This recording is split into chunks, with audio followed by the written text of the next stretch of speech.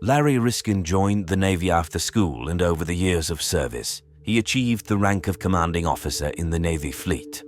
He participated in the Persian Gulf War and demonstrated courage and bravery multiple times, but unexpectedly discovered that he was taking orders from a fragile woman.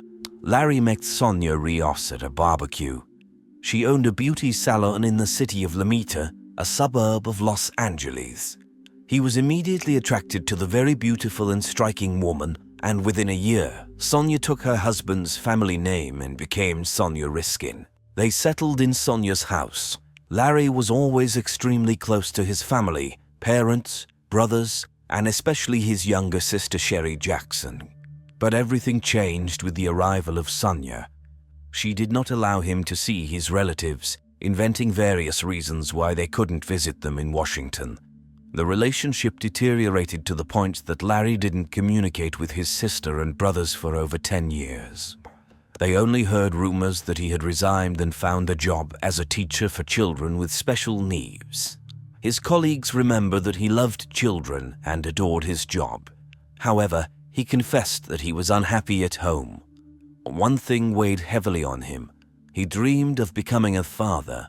However, Sonia did not want to have children, and being a very beautiful woman, she misled Larry, pretending to be younger than him. In reality, she was 16 years older. Of course, women at that age are still capable of having children, but Larry felt that his chances of fulfilling his dream were diminishing with each passing day. That's why he grasped at the last straw. In Sonia's homeland, the Philippines, he became attached to his wife's brother's grandchildren, Quincy and Jetmark. The parents of the teenagers believed that with Sonia and Larry in the USA, their children would have a better future, so they supported Larry's proposal to adopt them.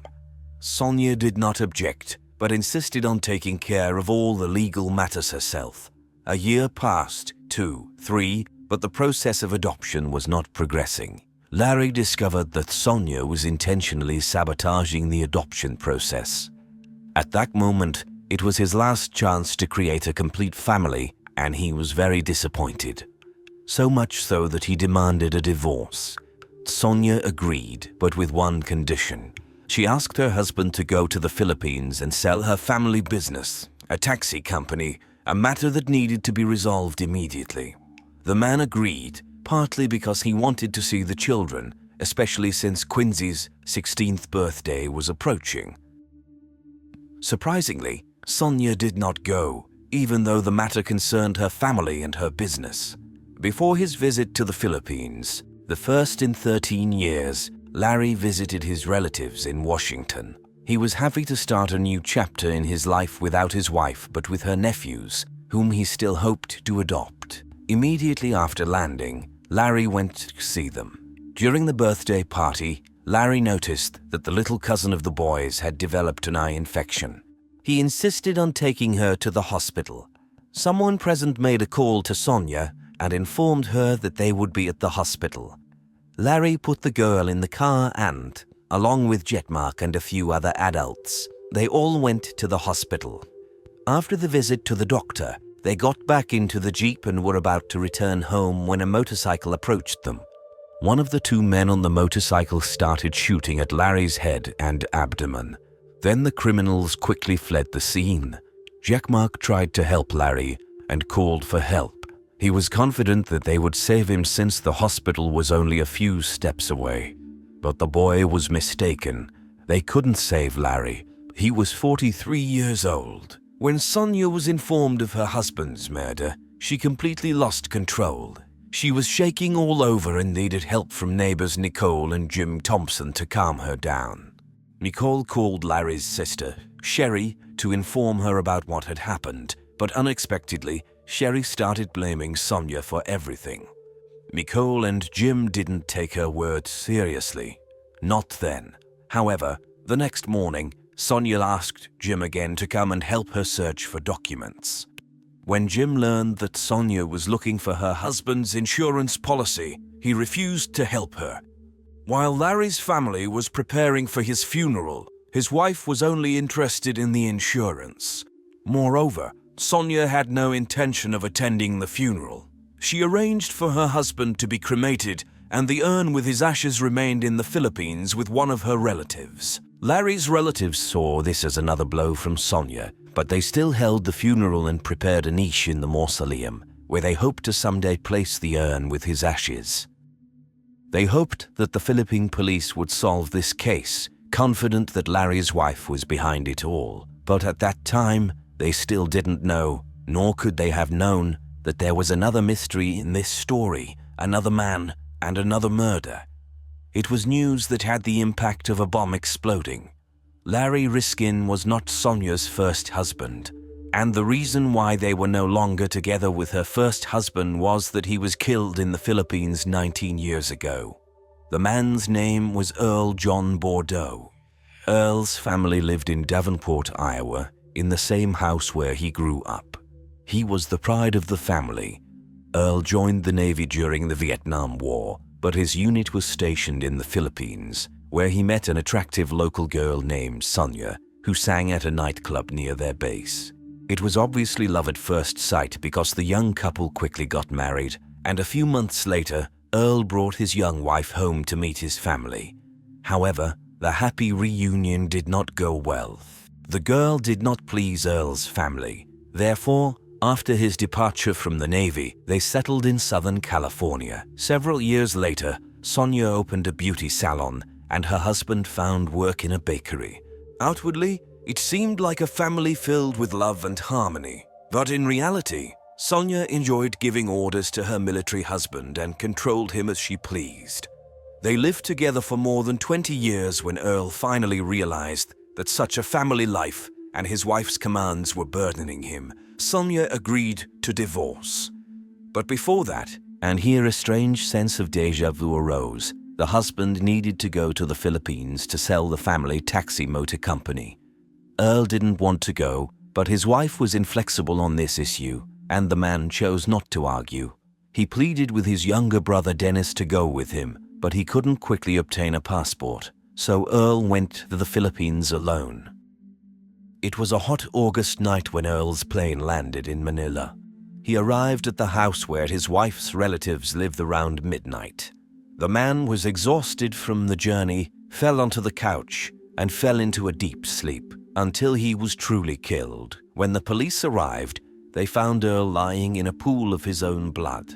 He had been shot. The officers concluded that a robber had entered the house and Earl had interfered, but there were no signs of forced entry, nothing was stolen, and the criminal only fired at Earl.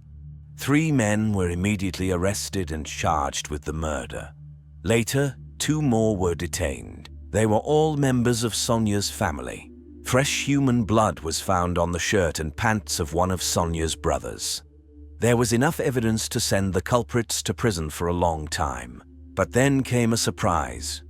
Since Sonia was the closest relative, according to Philippine law, she was supposed to attend a preliminary hearing in court where charges would be brought against her family members. However, since she didn't show up, the charges were dropped and the case was closed. The local authorities claimed their hands were tied, at least officially. Unofficially, the locals gossip that Sonia paid to make all the problems go away. As they explain it, $1,000, and the witnesses would stay silent and the evidence would disappear. Earl's brother, Dennis, felt guilty because he let his brother go alone, so he constantly called a lawyer in the Philippines, spending thousands of dollars on his own investigation, hoping to make Sonia worried. But instead, he became the target himself. He received around 200 threats over the phone, but he didn't calm down. He reported Sonia to the police and the FBI. As a result, he became the target of the killer. It happened once while he was fishing. The shooter missed, but it didn't end there. Later, the attack happened right near his garage. Dennis informed the FBI about everything, but nothing happened.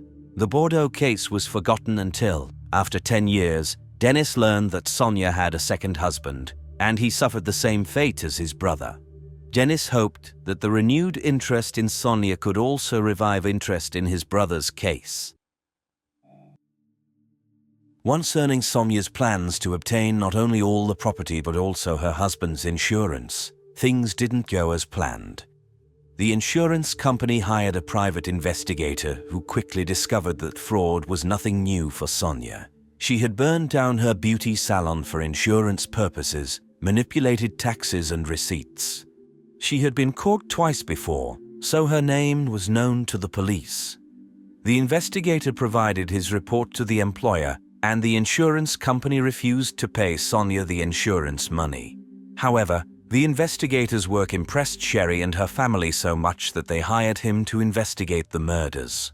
He quickly found out that Earl's and Larry's murders were similar in that the Sony brothers were involved in both crimes. They, like other family members, were financially dependent on Sonia and were willing to do anything she demanded.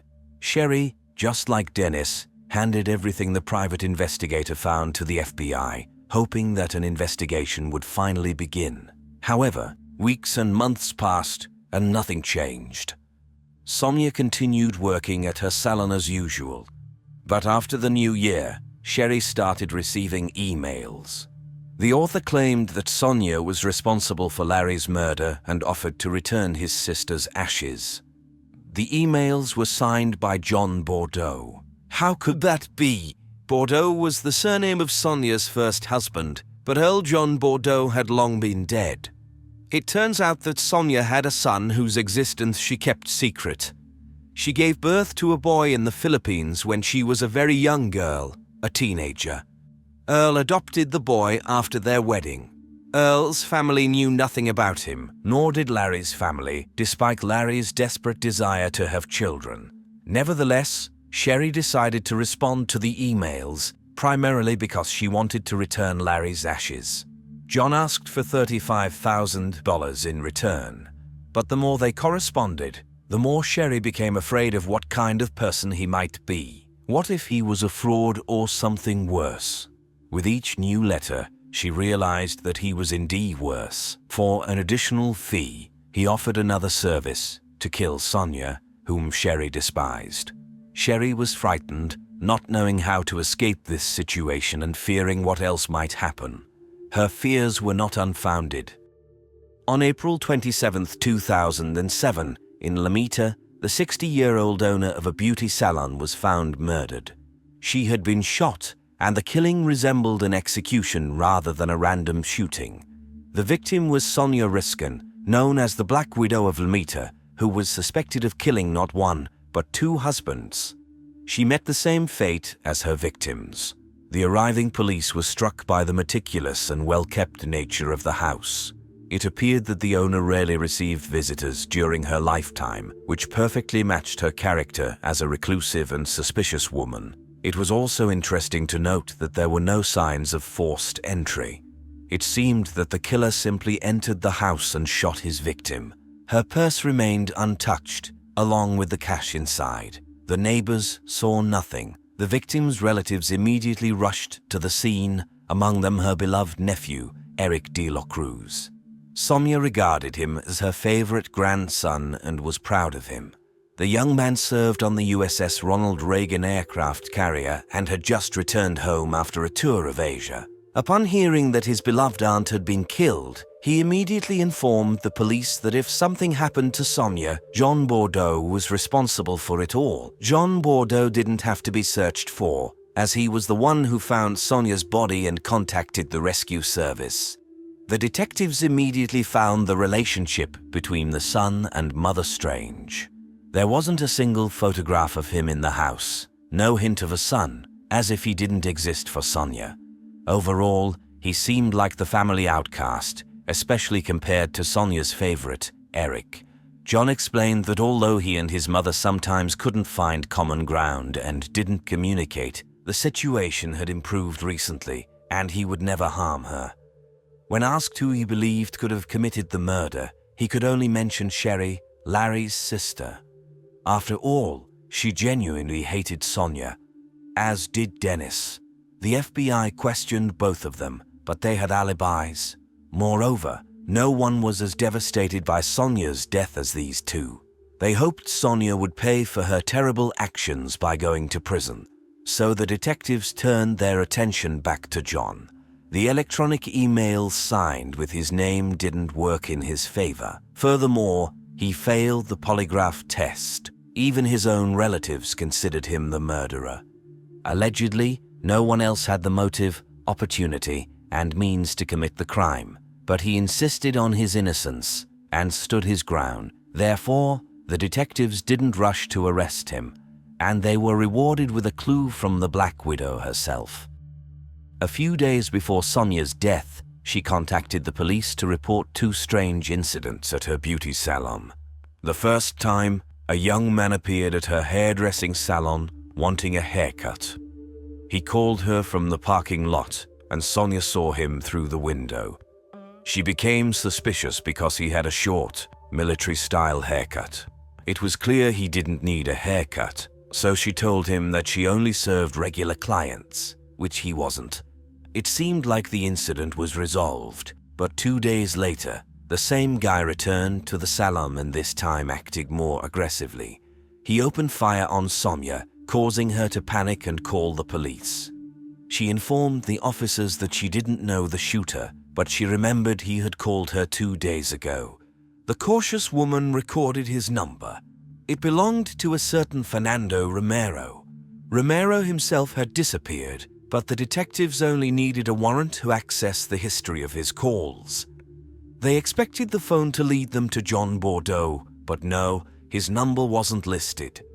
Instead, they found the number of someone they knew well.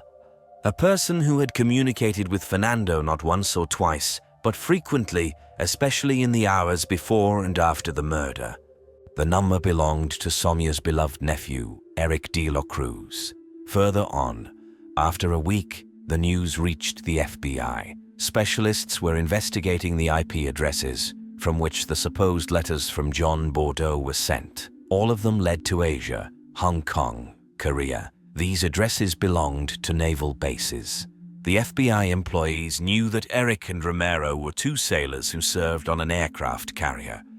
It was likely that they knew each other. Could these young individuals have planned the murder while being on an American military ship? The FBI investigated the location of the ship during the time the emails were sent. It was in ports in Hong Kong, Japan, and South Korea at the same time the letters were sent. However, sending letters is one thing, but why would Eric kill a woman who cared for him better than his own son? Sonia was killed late in the evening on Friday. And on Monday morning, even before the office opened, Eric was already waiting for her lawyer. He wanted to know how much money he would inherit from his beloved aunt. However, Sonia had another card hidden up her sleeve. Eric didn't receive a cent. All her money, homes, cars, absolutely all of Sonia's belongings were left to her son, Jean Bordeaux. But the young man had another harsh blow awaiting him. It turned out that all this time, while he believed he was the main suspect of the police, Jean Bordeaux was being misled. And when the investigators simply presented him with a photograph of Fernando Romero, Eric lost his ability to speak. Choking on surprise and stumbling over his words, he blurted out that he had conducted his own investigation and Fernando had nothing to do with it. He must have realized that Fernando was the thread leading the investigation back to himself. Both young individuals were arrested and charged with the murder of Sonia Riskin. The police apologized to John for pressuring him. He was still frightened after what he had to endure, but he understood that the detectives were just doing their job. In February 2011, the trial began. Fernando and Eric were tried together. The prosecution faced a difficult task. The victim of the murder herself was suspected of orchestrating the killings of two husbands. The accused, the young sailors, could elicit sympathy and comparison. The prosecutor decided to be honest with the jury. He portrayed her as a cold-blooded killer deserving punishment, but now it was necessary to punish the defendants who not only killed a woman but also attempted to frame her son. It worked. The jury found the two guilty. They were sentenced to imprisonment ranging from 26 years to life. It was an astonishing family. They eliminated anyone in their path for financial gain. Sonia and her brothers killed Earl. Sonia and her brothers killed Larry, and Eric killed his beloved aunt. How many murders can there be in one family if it's not a Game of Thrones?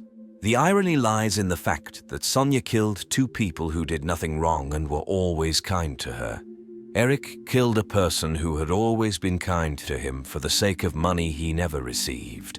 The Black Widow of Lomita truly reaped what she sowed.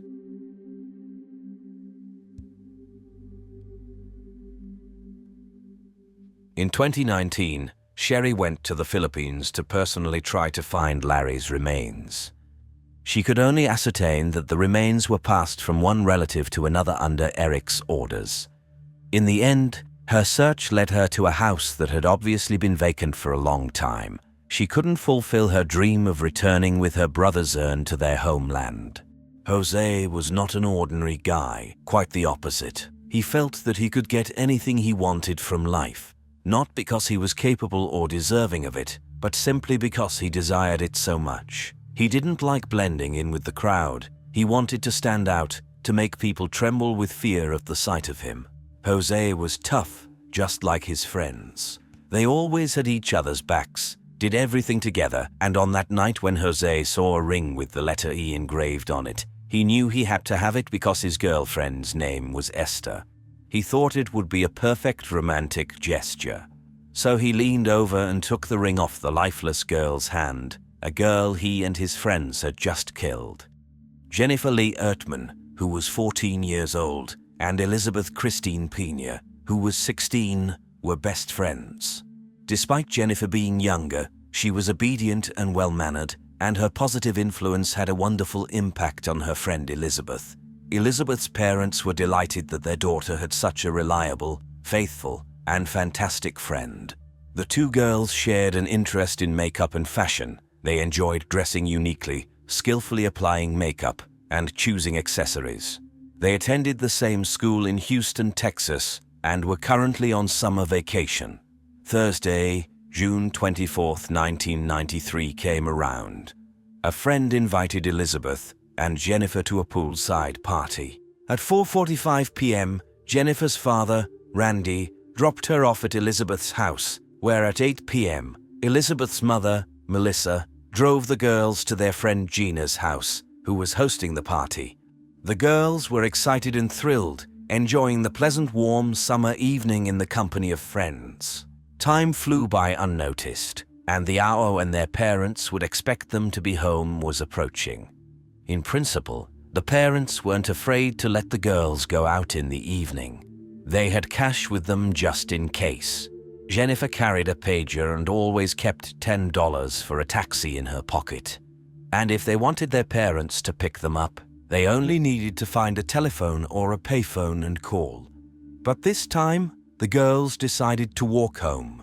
As they said their goodbyes to all their friends, the clock struck 10:45 and they were feeling the pressure of time. The girls had two options for walking home on foot. They could have taken the usual route by walking along the boulevard and turning onto the street leading to Elizabeth's house. This path would have taken them about half an hour. On the other hand, the park offered the possibility of saving 10 to 15 minutes. Despite their concerns about being late, they decided to go through the park. The route involved walking through the park, crossing a railway bridge, following a path, and eventually arriving at Elizabeth's house. Of course, at night, this route was dark and secluded, a place that teenage girls should avoid. However, many teenagers in the city casually used this shortcut. On the same night, Sandra Ertman woke up around 4 a.m. and noticed that the light in Jennifer's room was still on, which was unusual. Usually, when Jennifer came home, she would always turn off the light to let her parents know she had safely arrived and was going to sleep. Sandra assumed that Jennifer had stayed overnight at her friend Elizabeth's house without informing them. When her husband woke up a little later, he asked Sandra if their daughter had spent the night at Elizabeth's or Gina's house. Sandra replied that she wasn't sure. She wanted to cover for their daughter to avoid her father scolding her, but by 11 a.m., Sandra and Randy started calling Gina's and Elizabeth's families. The Pena family didn't answer the calls, presumably because they were at work.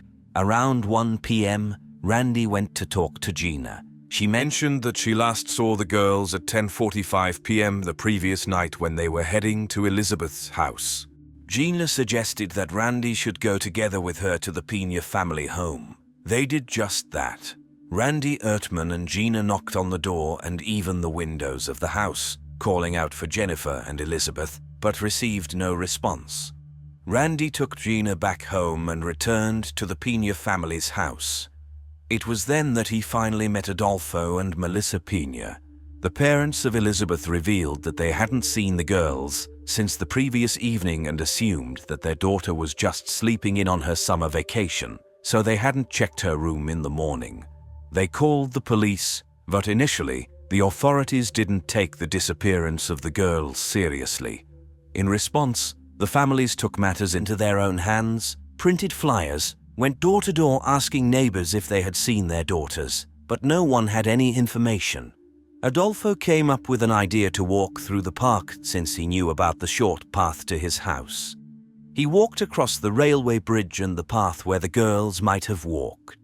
Something urged him to check near the tree line, but fortunately, he didn't give in to that intuition. 4 days of uncertainty passed when a call came into the Crime Stoppers hotline. An anonymous caller reported that the girls were in the park. Officers immediately began the search. At the edge of the wooded area, an officer noticed something resembling an item of women's clothing. As he approached, he realized it was not just clothing but the bodies of the girls. The victims were lying on their backs just a few meters apart, naked, and their bodies had already greatly decomposed due to the summer heat. Insects were present, making it even more difficult for even experienced police officers to look at the bodies. Initially, they wanted to keep the horrifying find hidden from reporters and the public, but the news spread rapidly. Randy Ertman was speaking with journalists about his daughter's disappearance when a reporter informed him over the radio that the bodies had been found in the park. Randy persuaded the reporters to take him to the park. Police officers had to restrain him as he attempted to break through the police tape, shouting, "She has light hair. Tell me one of them has light hair." He only stepped back when a detective told him that he couldn't provide any information yet and needed Jennifer's dental records. It was then that Randy understood the officers were trying to shield him from the sight of the bodies, an image he would never be able to forget. Dental records confirmed that the bodies found in the park belonged to 14-year-old Jennifer Ertman and 16-year-old Elizabeth Pena. The cause of death was strangulation. Several shoe prints were discovered around the bodies, indicating that there were multiple perpetrators involved. Now, when the girls were found, the police were determined to find those responsible for their deaths. Although it was assumed that the call to Crime Stoppers could be entirely anonymous, the police traced it back. The call led them to the home of the Kent family. The homeowner, Joe Kent, admitted to making the call. He listed several names and claimed that these individuals were the ones who killed the girls. Among them was his own brother, Peter Kent. The police searched Peter's room and found jewelry belonging to the girls, which confirmed Joe's statement. But what exactly happened that night? So, Jennifer and Elizabeth decided to take a shortcut through the park because they had promised their parents to return before the designated time. It was around 11 o'clock, and the park was not a particularly safe place for two young girls at that time. Nevertheless, they walked through the park and encountered two young men. The guys' names were Frank and Roman Sandoval. They didn't say anything to the girls, didn't attempt to harass, shout, or whistle at them. They simply passed by. It would have been wonderful if they had told Jennifer and Elizabeth about the gang meeting taking place in the park and advised them to turn around and go in a different direction. That would have saved them. However, the brothers just walked past. Soon after, they heard a woman's scream. Did they realize what was happening? Yes, of course, they did. But they didn't do anything. They just left. The twin brothers, Frank and Roman, had just attended a ceremony for initiating a new gang member, which was held in the park. 6 young people aged between 14 and 18 took part in the ceremony. Essentially, they were all teenagers. The participants included 18-year-olds Jose Medine, Derek Sean O'Brien, and Peter Kentua, as well as 17-year-old Efren Perez and 14-year-old Venancio Medine, the younger brother of Jose. The new 17-year-old gang member whose initiation was taking place was named Raul the Ariel. So, besides the Sandoval brothers, the 6 teenagers gathered in the park to initiate the new gang member. The initiation was quite peculiar. Raul had to fight with each of the guys for 5 minutes. He didn't succeed entirely, but they accepted him nonetheless. After the formal part, if you can call it that, the guys stayed in the park, drinking and chatting. Suddenly, Frank Sandoval had an uneasy feeling and insisted that he and his brother leave. Following the twins, 18-year-old Jose Medine and his 14-year-old brother were about to leave when suddenly Jose noticed Elizabeth. He attempted to grab her chest, but she pushed his hand away and wanted to continue walking. However, this was not part of Jose's plans. He said, "No, little girl, where do you think you're going?" and put his hand around her neck, dragging her down the small slope. Jennifer was walking slightly ahead and had already passed the spot where the gang's initiation was taking place. She had every chance to escape and save herself, but upon hearing Elizabeth's cries, she rushed to help her. Not many would have intervened in such a situation, but Jennifer acted exactly like that. She saw only Jose and thought that she and Elizabeth could handle one guy together, giving her a real chance to save her friend. She probably didn't suspect that there were 5 more teenagers down the slope. So when Jennifer rushed back to Elizabeth, other members of the gang grabbed her and knocked her to the ground. The guys forced the girls to take off their clothes and underwear, and for the next hour 5 guys in turn, and sometimes at the same time, mocked Jennifer and Elizabeth. 14-year-old Venancio Medine watched in amazement. Later, he will tell how the girls fought off their attackers. Jennifer bit the assailants, while Elizabeth kicked the air and screamed. They were, of course, weaker than the 6 teenagers, the boys, but they still did everything they could to escape. During the attack, the victims often looked at each other, which made them cry even harder. At first, Elizabeth didn't cry, she was more in anger. However, seeing what the boys were doing to Jennifer, tears started streaming down her cheeks as well. The boys approvingly patted each other on the back when they switched places and crudely insulted the girls. Even Jose dared to ask Elizabeth for her name and phone number while mocking her. 14-year-old Venancio Medine watched the attack in horror. When he asked to hang out with his older brother, he probably didn't expect anything like this. He also didn't want to participate in the relentless abuse, but he feared the other boys. So, after their instructions, he also mistreated Jennifer. It is reported that he was the only one who asked his brother and Peter Kent to release the girls, but Peter whispered to him that they saw their faces and could identify them. The leader of the group, 18-year-old Peter Kent, declared that they must not allow the victims to be identified later. The newcomer, Raul, yelled at Jennifer, ordering her to kneel. He and Sean O'Brien began choking Jennifer with Sean's red shoelaces. But they tore apart, and they had to finish what they started with the girls' shoelaces. Elizabeth, who was forced to witness Jennifer's murder, pleaded with the boys to spare her, offering to give them her phone number so they could meet up and hang out if they let her go. She did and said everything she could to save her life. However, it didn't work, and Elizabeth made one last desperate attempt to escape. Unfortunately, she was intercepted. Peter Cantu always boasted about his steel-toed boots. It was with those boots that he attacked the girl, breaking her ribs and knocking out several teeth. Then, Peter, Jose, and Efren strangled Elizabeth with shoelaces. At that moment, they noticed Jennifer was still alive, and they started stomping on the victims' bodies and necks to ensure their demise. It was a monstrous murder of the girls, who simply wanted to take a shortcut so their parents wouldn't scold them. Without a shred of remorse, the killers divided the spoils, the few pieces of jewelry that belonged to Jennifer and Elizabeth. They even took the watch with Goofy, a Disney character that Jennifer liked. On the first ring was engraved the letter E, and Jose took the ring to give it to his girlfriend, Esther. After committing the crime, several boys went to Peter's place, where his brother Joe and his 16-year-old wife, Christina, were present. Christina noticed that they were covered in blood, disheveled, as if they had just been in a fight.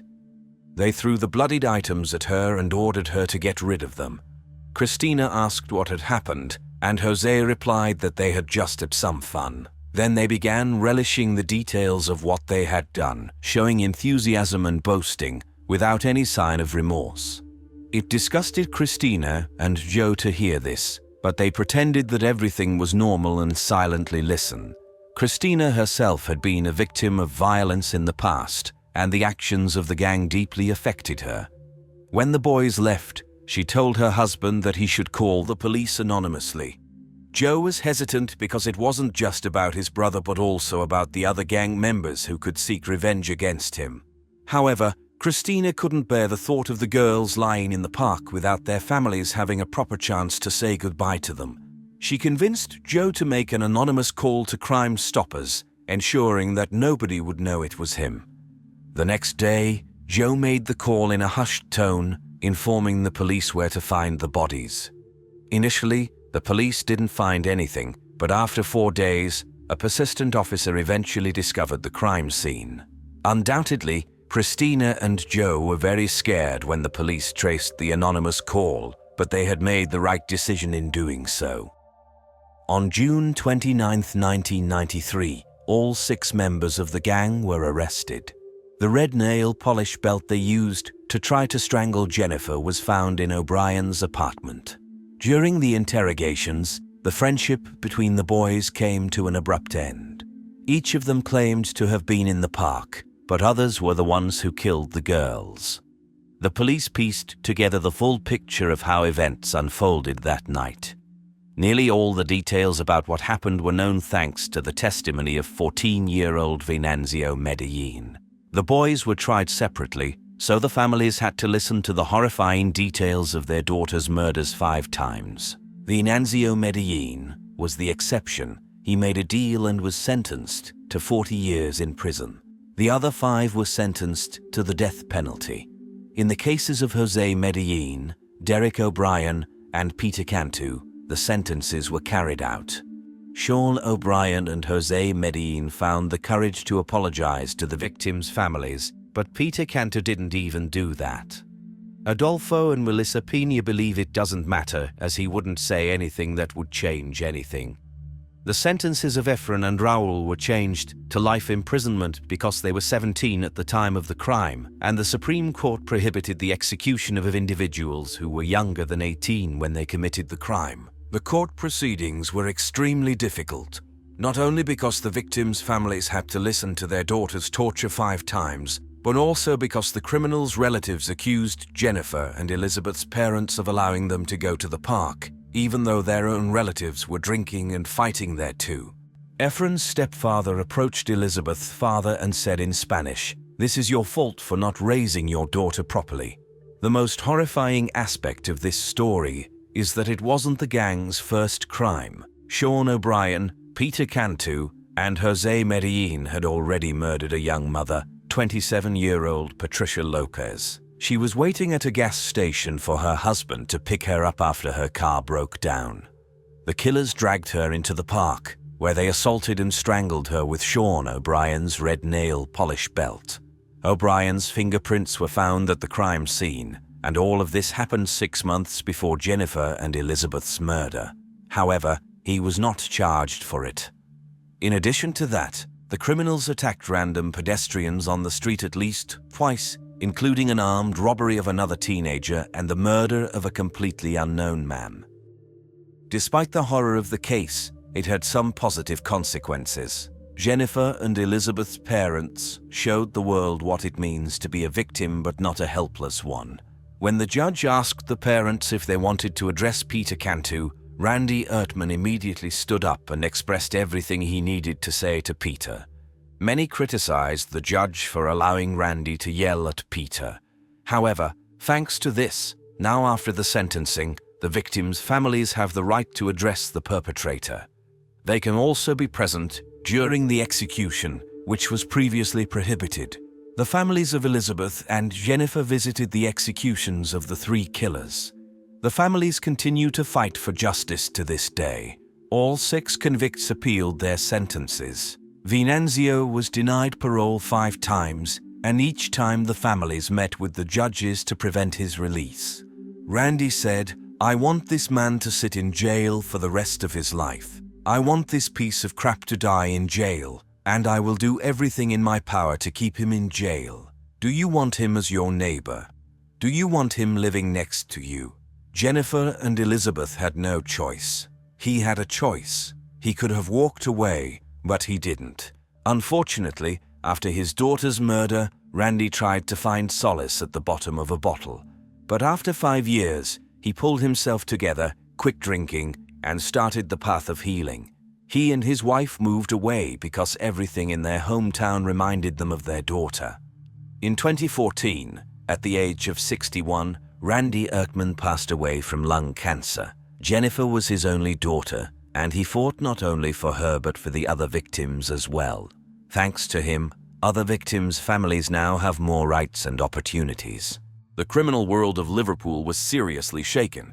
3 guys broke into a father and son's house and made off with a 30-kilogram stash of prohibited substances. The robbery sent shockwaves through the city's underworld. The gang that owned the stolen batch was once considered untouchable. A secret informant reported that the guys who lost goods worth £1 million were at the top of the city's criminal hierarchy. No one could believe that someone would dare to steal from them. Police managed to crack the case by gaining access to their phones, and in May 2022, some of them found themselves behind bars. However, Liverpool's gangs were still furious and tried to get to anyone they believed was involved in the heist. Rumors circulated that 35-year-old Joseph Nee had been gathering information for them. Joseph Nee had only recently been released from prison, where he served time for drug distribution and robbery. He was granted early release and was required to comply with parole conditions. Nee was part of a gang that trafficked Class A controlled substances into Liverpool, the most dangerous of them all. Joseph wasn't considered the most popular guy even within his criminal circle, and some had even targeted him before because even his own associates viewed him as an informant and a snitch.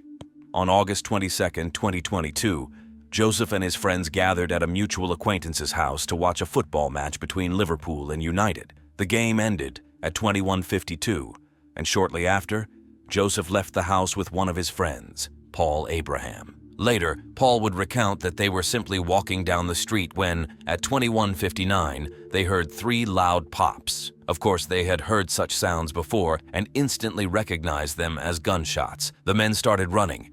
The shooter circled around and began firing at the men from behind at close range. The attacker was very close to his target and, of course, knew how to handle a firearm. As a result, the bullet struck Joseph in the upper abdomen, and he fell immediately. Paul Abraham leaped over his fallen wounded friend and sprinted towards the park gates. It might not have been the noblest behavior towards a friend, but perhaps he knew that it wasn't worth risking his life for Joseph. At that moment, the armed man was in a perfect position, unlike his victim. Joseph lay unarmed, wounded, and defenseless on the ground, while the stranger, dressed in black and wearing a balaclava, confidently approached him, holding a 9mm pistol. Joseph begged for mercy, but the stranger paid no attention to his pleas and coldly squeezed the trigger. The shot could only have been lethal, but obviously the universe was on Joseph's side at that moment. As they say, the gun jammed and it didn't fire. Joseph didn't miss this chance to jump up and, despite his wound, run away. Surprisingly, the shooter was prepared for any turn of events. He calmly retrieved 2 weapons, a revolver, and continued the pursuit, never ceasing to fire. Meanwhile, Joseph was running in the direction of King's Hit Avenue, an ordinary street where ordinary families lived. This was the home of 46-year-old Cheryl Corbell and her 3 children, Chloe, Ryan, and their younger sister, 9-year-old Olivia, who everyone called Liv. Of course, all the residents on the street who were at home heard that there was some commotion outside. Some realized that these were gunshots, while others were puzzled about what was happening. Among them was Cheryl. The woman opened the door and looked out onto the street, as many would have done in her place. However, Joseph noticed the light in the partially open door, and he ran as fast as he could toward Cheryl's house. The woman was horrified to see an injured man approaching her, followed by an armed man in a mask. Quickly assessing the situation and realizing that it was not worth getting involved in the gang's altercation, she rushed back into the house and tried to slam the door. Unfortunately, the dropped latch prevented her from doing so. Joseph, desperate to escape and knowing that his time was running out because his pursuer was about to catch up with him, pounded on the door, begging the homeowner for help. Cheryl had already realized that these were some criminal gang troubles, and being a Liverpool resident, she understood that she and her family would face trouble if she got involved in something like this. So, she ordered the man to leave. She must have felt sorry for the wounded man, but her desire to protect her own children outweighed everything else. However, Joseph had no intention of leaving. He threw himself against the door with all his weight, breaking inside, knowing that this would bring enormous problems to the family. The man burst inside and collapsed on the floor, weakened from the chase and the gunshot wound. But the pursuer didn't back down. He saw Joseph Nee enter the house.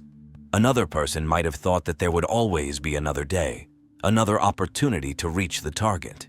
But the shooter had no intention of giving up. He had a mission to accomplish, regardless of who he harmed. The commotion near the front door of the house, which had now shifted into the hallway, was accompanied by noise. Chloe, Ryan, and Olivia were sleeping, but they woke up due to the loud sounds. Ryan recalls that he was in his room when he heard 3 loud noises followed by quick footsteps. It was his younger sister, Olivia, running downstairs crying out, "Mom, I'm scared!" Ryan also came out of his room but stayed at the top of the stairs, watching in bewilderment as chaos unfolded below.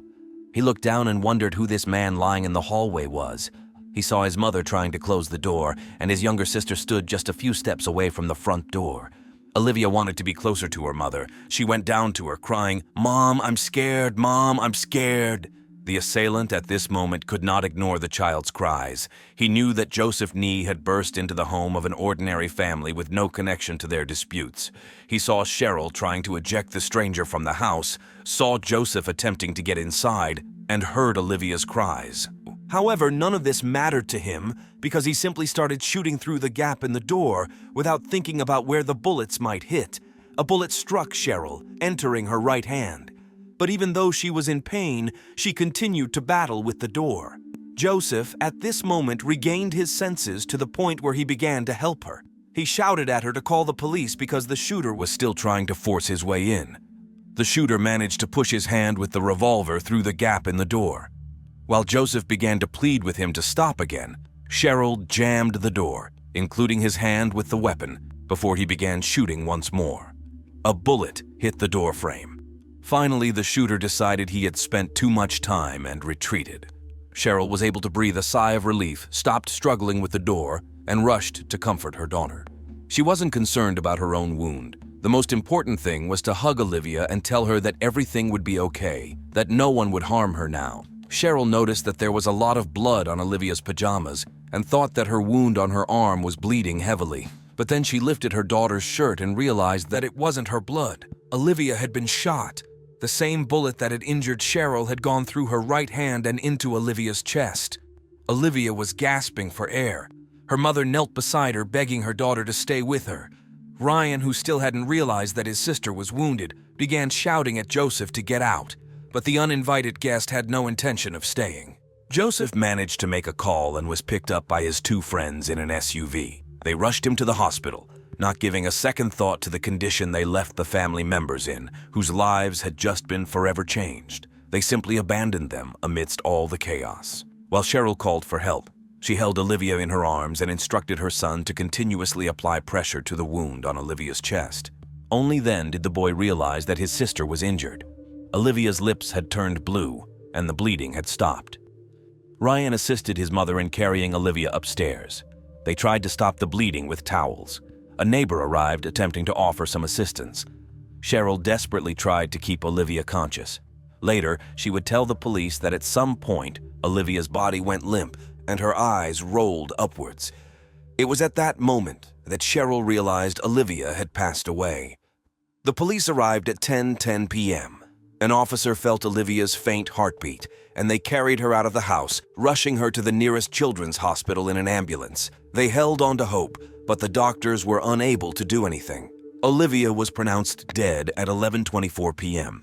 Cheryl wasn't by her side when she passed, as she was receiving medical attention herself. Just a few hours earlier, it had been a normal, happy family, and now a mother and son were left as witnesses to the death of their 9-year-old daughter and sister.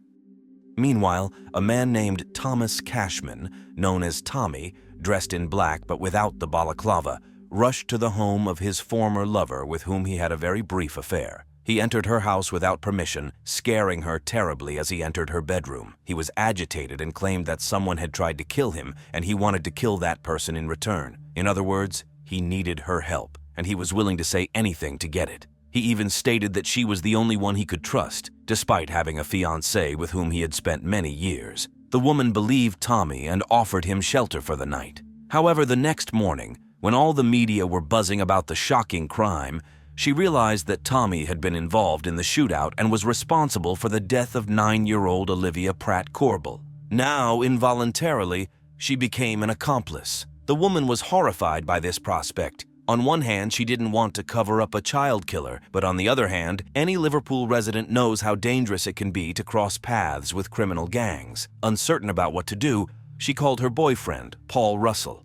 Paul arrived and had a private conversation with Tommy. Tommy immediately confessed to Paul that he had been hunting Joseph, but was abruptly cut off by Joseph, who asked him not to say anything about it to avoid implicating him in the crime. It was a very reasonable move on Joseph's part. What remains unclear is why he later made a significant mistake, giving Tommy different clothes, helping him get rid of the items he was wearing, and taking him to where his car was parked. Perhaps Paul understood that Tommy could pose a threat to him or his girlfriend and chose to assist him. But this act of help to a killer will likely have serious consequences for Paul as well. During this period, the investigation into the murder was in progress. Joseph Nee, who had suffered injuries, much like Cheryl and Olivia, declined to cooperate with the police. His primary concern was self-preservation, as the looming threat of returning to prison for violating his parole weighed heavily on him. Despite being involved in the criminal underworld, Joseph should have been able to surmise the identity of his assailant and whose orders the killer was following. Nevertheless, he informed the officers that anyone could have taken a shot at him that night. It's noteworthy that Joseph was not the only one apprehensive about engaging with law enforcement. Olivia had become the third Liverpool resident to succumb to gunshot wounds within a week, not to mention the numerous incidents where victims were shot but survived. In a city aptly nicknamed the British Amsterdam, crossing paths with criminal gangs was indeed perilous. A reward for information on Olivia's assailant had been announced, which quickly swelled to a record-high amount of £200,000, thanks to an anonymous contributor who added £100,000 to the fund. However, despite this substantial incentive, no one came forward with information. Nonetheless, the police succeeded in identifying a suspect, 34-year-old Thomas Cashman. He was a father of two, aged 4 and 14, engaged to a girl he had been dating since their school days. The family resided in a spacious suburban house in West Derby. Tommy had previously worked at a car wash, but his current lifestyle was vastly different. Officially unemployed, he rented a house that, in reality, belonged to the gang's leader. It was evident that his involvement in criminal activities afforded him a lavish life. Fortunately, Liverpool boasted extensive CCTV coverage, making it challenging to perpetrate an attack without being captured on camera. Investigation revealed that at 8:30 p.m., Tommy returned home, swiftly changed into black attire, and left his residence. He didn't make much effort to conceal himself while hunting his target. Surveillance footage documented him passing the house on Finch Lane several times before traversing past it once more. Tommy was convinced that his target was inside that house, having closely monitored his movements. He had even attempted to attack him earlier that day, though that endeavor had failed. When Joseph finally left the house, Tommy was resolute in his intent to eliminate him. However, fate took a different course, and an innocent bystander fell victim to a stray bullet. Such are the consequences when the worlds of ordinary individuals and criminals collide. Tommy's trousers, which he had provided to Paul Russell, were discovered at his sister's residence bearing his DNA. Gunpowder residue was also found on his right leg. Video evidence, DNA profiling, and gunpowder residue collectively linked him to the attack on Joseph. Yet the investigation had another valuable asset, a courageous witness who risked his life to oppose Liverpool's criminal underworld. In the early hours of September 4th, 2022, Tommy was apprehended while hiding at a friend's apartment. In October 2022, Tommy was formally charged with Olivia's murder, the attempted murder of Joseph and Cheryl, as well as possession of a firearm. Paul Russell faced charges of aiding and abetting, despite his earnest efforts to distance himself from the case. The trial of Tommy took place in Manchester in March 2023. Tommy denied all allegations. He claimed he hadn't killed anyone and that he appeared on the video because he was a local drug dealer, making deliveries that day and buying toys for his sick child. He added that he had no intention of killing anyone that day and that he had been friends with Joseph Nee for the past 10 years. However, his words were completely contradicted by a key prosecution witness. The remarkable effect came when Tommy's former girlfriend, who had sheltered him immediately after the crime, appeared in court. It was an incredibly brave move on her part, considering she lived in a city where many of Tommy's friends and gang members resided. Naturally, she would be protected under a witness protection program. As the police stated, she received more threats of violence than any other witness in Merseyside police history. She had to completely abandon her previous life, yet she chose to do the right thing. The witness explained her decision by saying that one should not be afraid to come forward when it involves the murder of a 9-year-old Olivia. The witness described how the accused came to her after the murder, trying to secure her support to create a false alibi. It's unclear why he couldn't ask his own fiancée for this favor. Tommy's defense team attempted to twist her words, suggesting that she wanted to frame her former lover because he refused to leave his fiancée for her. It was an absurd attempt to discredit the witness, and despite their efforts, she remained highly convincing. Following the witness's example, other people also found the courage to approach the police. They revealed that within criminal circles, Tommy was known as a contract killer or a hitman. He had been hired for various murders and was suspected in other homicide cases and assassination attempts, including another attempt on Joseph Nee's life with the same weapon used to kill Olivia on that fateful day. In fact, the same weapon had been used on January 27, 2020, when a 19-year-old was shot. It was evident that Tommy had hired a criminal cartel to assassinate Joseph Nee. On March 30th, after 3.5 weeks of court proceedings, the jury unanimously found Thomas Cashman guilty on all counts. The sentencing was scheduled for April 3rd.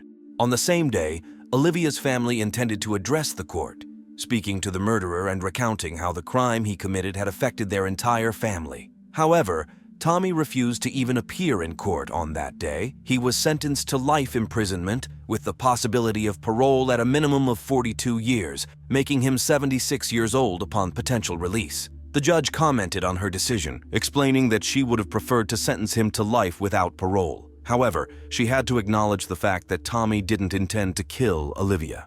If he had intended to kill a child, he would have received a life sentence without the possibility of parole. It was evident to everyone in court that his target was another criminal. The judge took into consideration that he was also a father and wouldn't be able to see his children as often as he would have liked, but that was solely his own fault. She emphasized that the man's refusal to appear in court was not taken into account.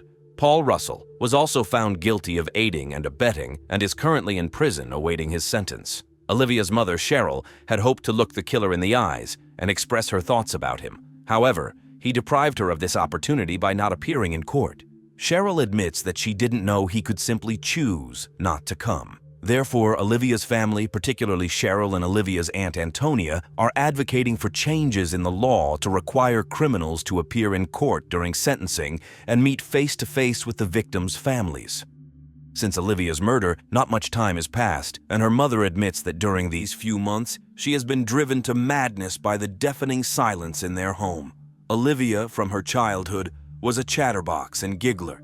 If Olivia had survived in just 5 days, she would have performed a truly noble act. She intended to donate her hair to a charitable organization. She was eager to help an organization that makes wigs for sick children and had decided to cut off a whole 12 inches of her locks.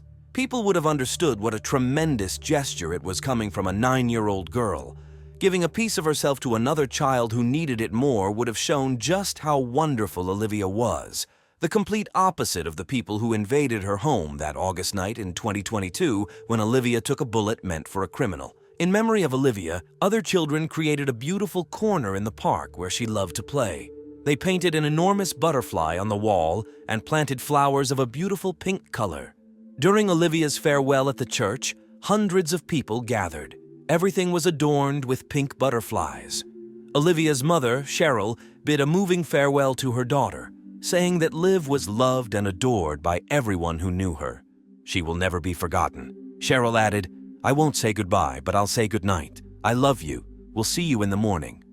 1990. 31-year-old Peggy Marshall was at the peak of her career. Armed with a degree in physical therapy, she founded a geriatric clinic in Newport Beach, California. Peggy was passionate about her work, enjoying helping her elderly patients, but what she truly longed for was love. Her dream came true that same year when she met 24-year-old volleyball player Eric Beckler. Peggy and Eric both loved sports, which became their shared passion. Just a few months after meeting, they became inseparable. They lived together in Peggy's apartment and worked together at her clinic. Eric handled the finances, while Peggy provided physical therapy services. Together they made a great team, and the business quickly grew, along with their bank account. Before this, Eric didn't have much of a career, but thanks to his girlfriend, his financial situation improved dramatically, and he enjoyed a stable and wonderful life in a great neighborhood. Soon after their magical wedding ceremony, Peggy Beckler learned that she was expecting a child. But the growing family didn't significantly change their lifestyle. The couple simply brought their daughter with them to the beach. Not long after their first child, a second arrived, and the family moved into a beautiful home they bought for $1 million.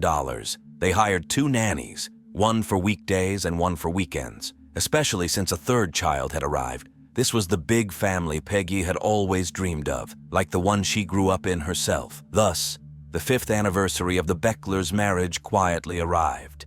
On July 6, 1997, Gary Green, along with a large group of friends and family, was heading from Newport Beach to Catalina Island on his boat when he noticed a boat circling in the ocean.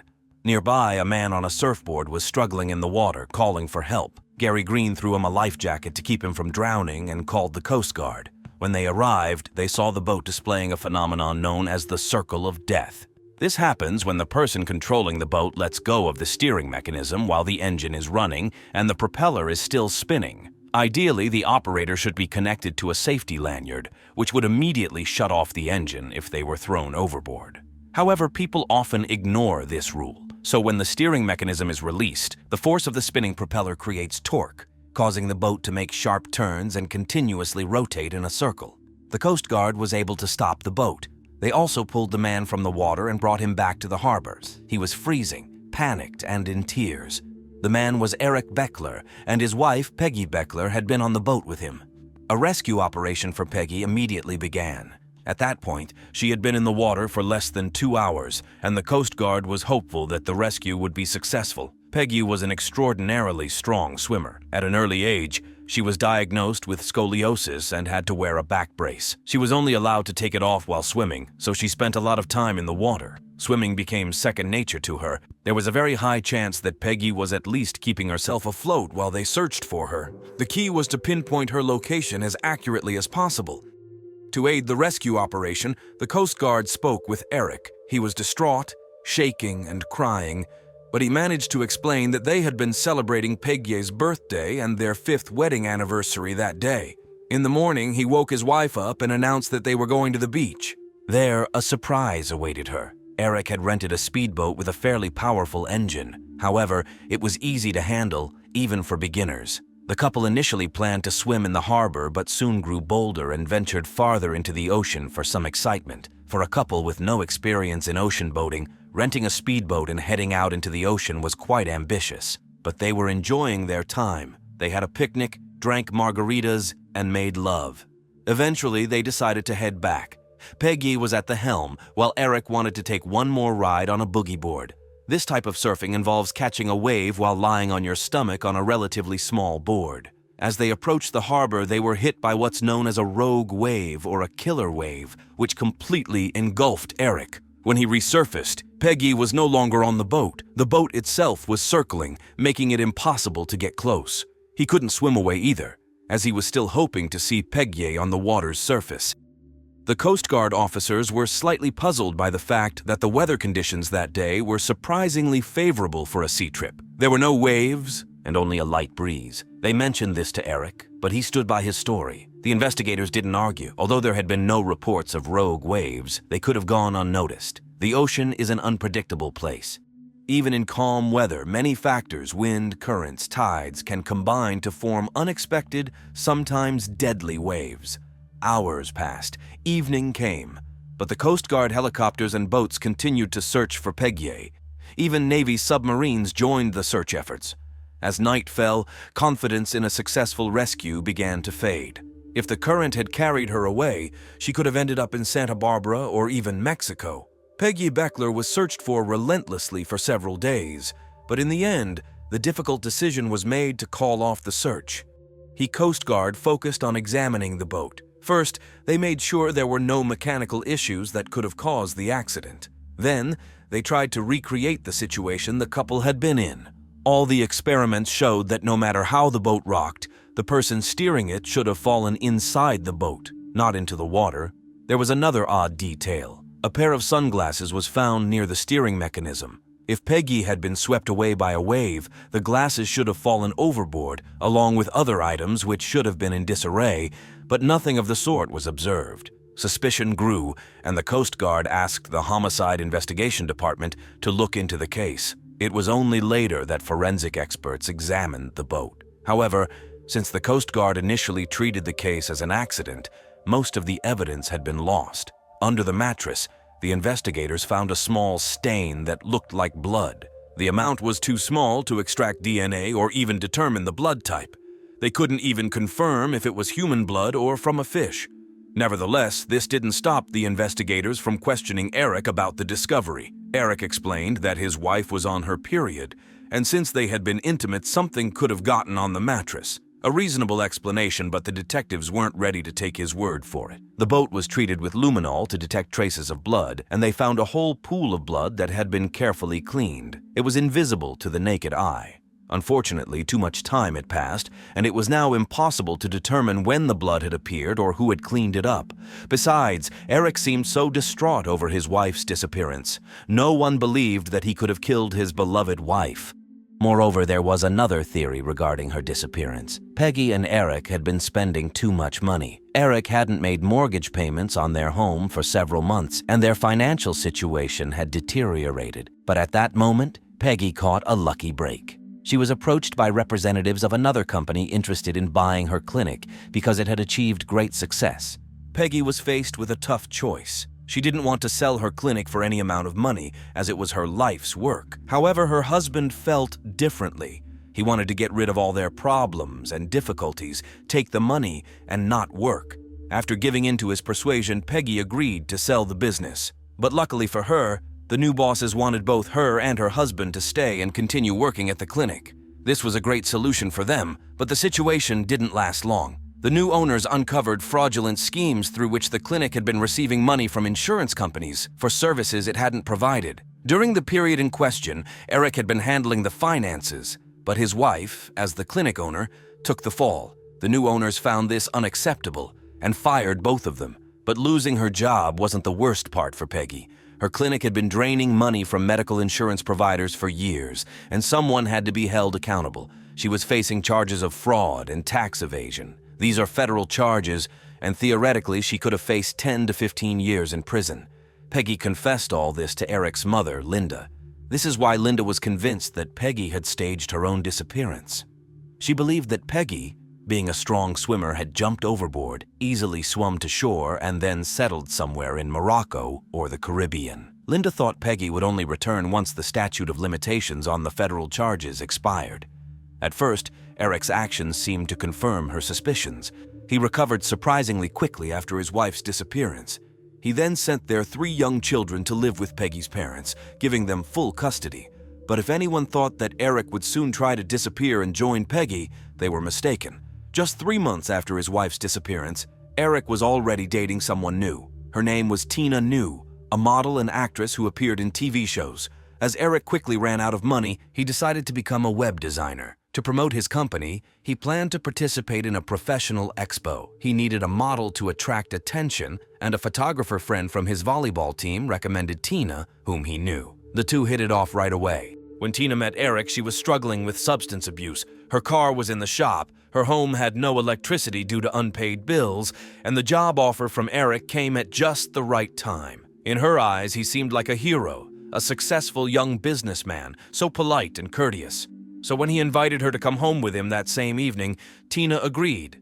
Eric's home was luxurious, with ocean views from every window. Almost every wall in every room was covered with family photos, many of them featuring Peggy.